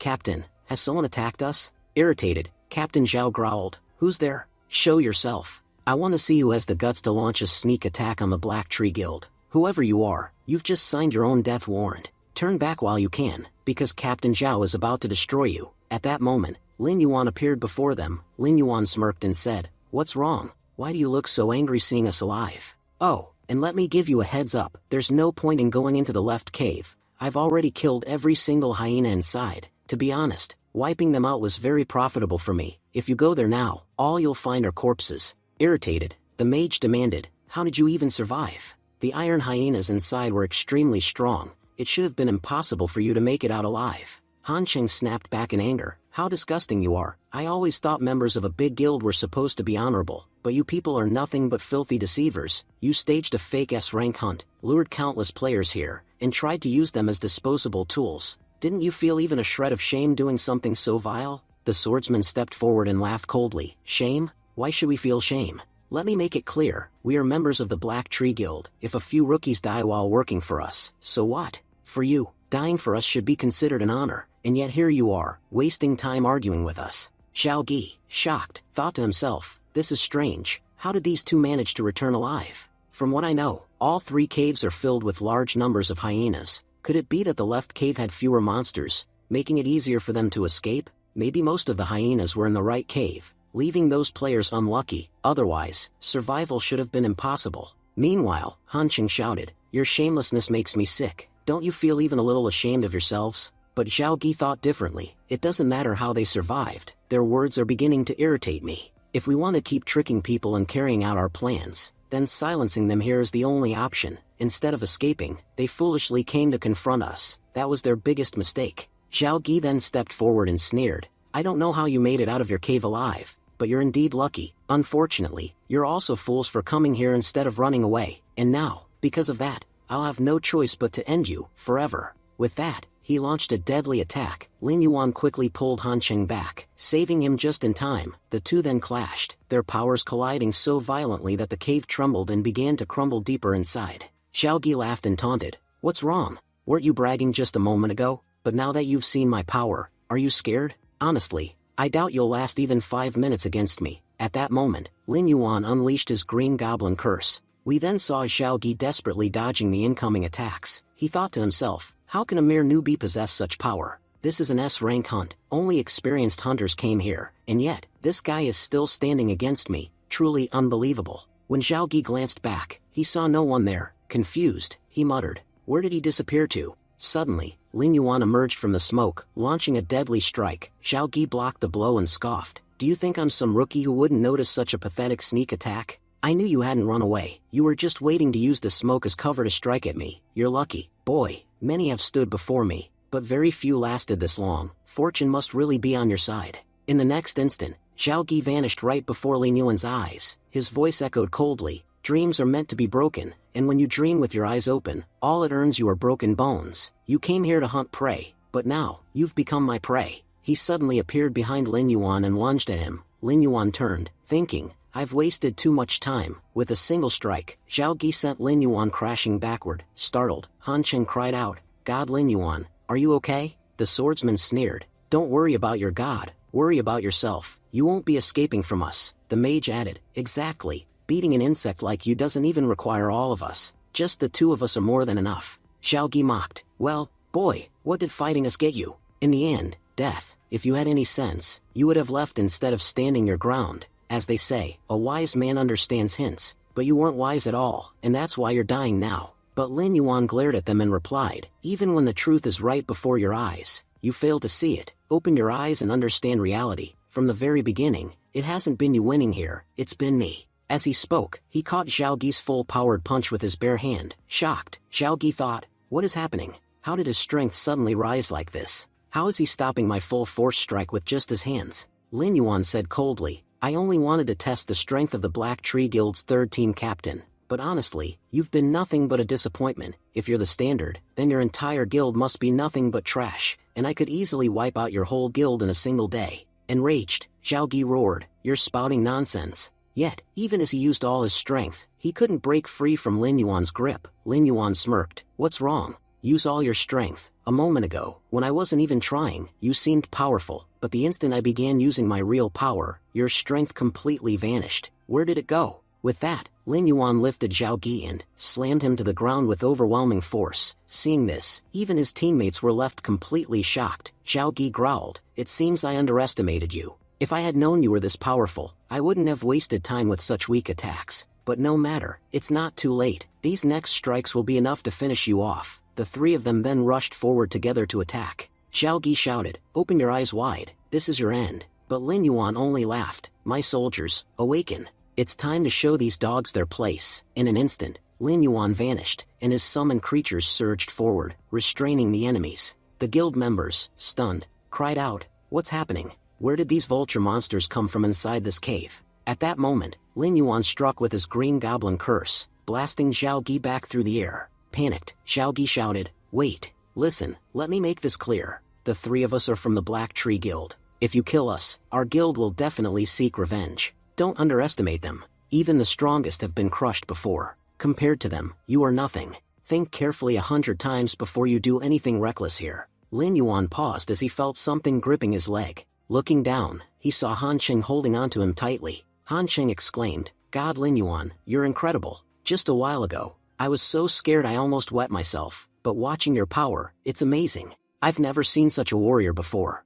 Lin Yuan coldly replied, "Step aside. My work here isn't done yet." Then, turning back to the guild members, he said, "You praise the Black Tree Guild so much, but to be honest, it's not as great as it seems. From the outside, it might look powerful, but inside it's full of nothing but scum. Everyone knows that we players, if killed, will eventually return. What really matters are the equipments your guild has given you. Once I kill you and loot everything, how will you explain that to your guild members? They'll be furious with you. So stop worrying about me, and start worrying about what's about to happen to you." Xiao Gi thought nervously, "This man is too clever, I should never have provoked him." Desperate, he pleaded, "Fine. Just tell me what price I must pay for you to let me go." I'll give you anything you want. Lin Yuan answered coldly, what I want is your guild's complete power list. I want to know how many members you have, what their professions are, and exactly what abilities they possess. I want every detail about each one of them. Lin Yuan thought to himself, in my past life, Evil God's very first follower had a strange ability, something no one had ever seen or even heard of before. Because of that, no one knew how to fight him. If this guild has even one member whose powers are unexplainable, then there's a high chance that person is that same follower. Zhao Gi said, why do you even need the power list? What are you planning to do with it? But before he could say more, Lin Yuan stabbed his hand. Lin Yuan warned coldly, you're in no position to ask questions right now. Just write down everyone's names and their powers quietly. Otherwise, the attack I made on your hand could just as easily land on your throat. Panicked, Zhao Gi quickly replied, yes, I'm writing. Please don't attack me. Soon after, Zhao Gi handed over the list to Lin Yuan. Looking through it, Lin Yuan muttered, there are quite a few members in this guild with special abilities, but none of them stand out. Not even a single one here could be the follower of Evil God. Looks like this isn't the guild where I'll find him, Zhao Gi nervously asked. Boss, I've done everything you asked. Can my team and I leave now? Lin Yuan nodded casually. Yes, you may go. Relieved, Zhao Gi said, thank you so much. But the moment they turned away, Lin Yuan struck them down with a sudden attack, killing all three instantly. His voice turned cold as he said, I was going to let you go, but then I suddenly remembered the screams of all those people who died needlessly because of you. That made me change my mind. I felt like killing you myself. What happens next will be revealed in the next episode. Thank you for watching and stay tuned.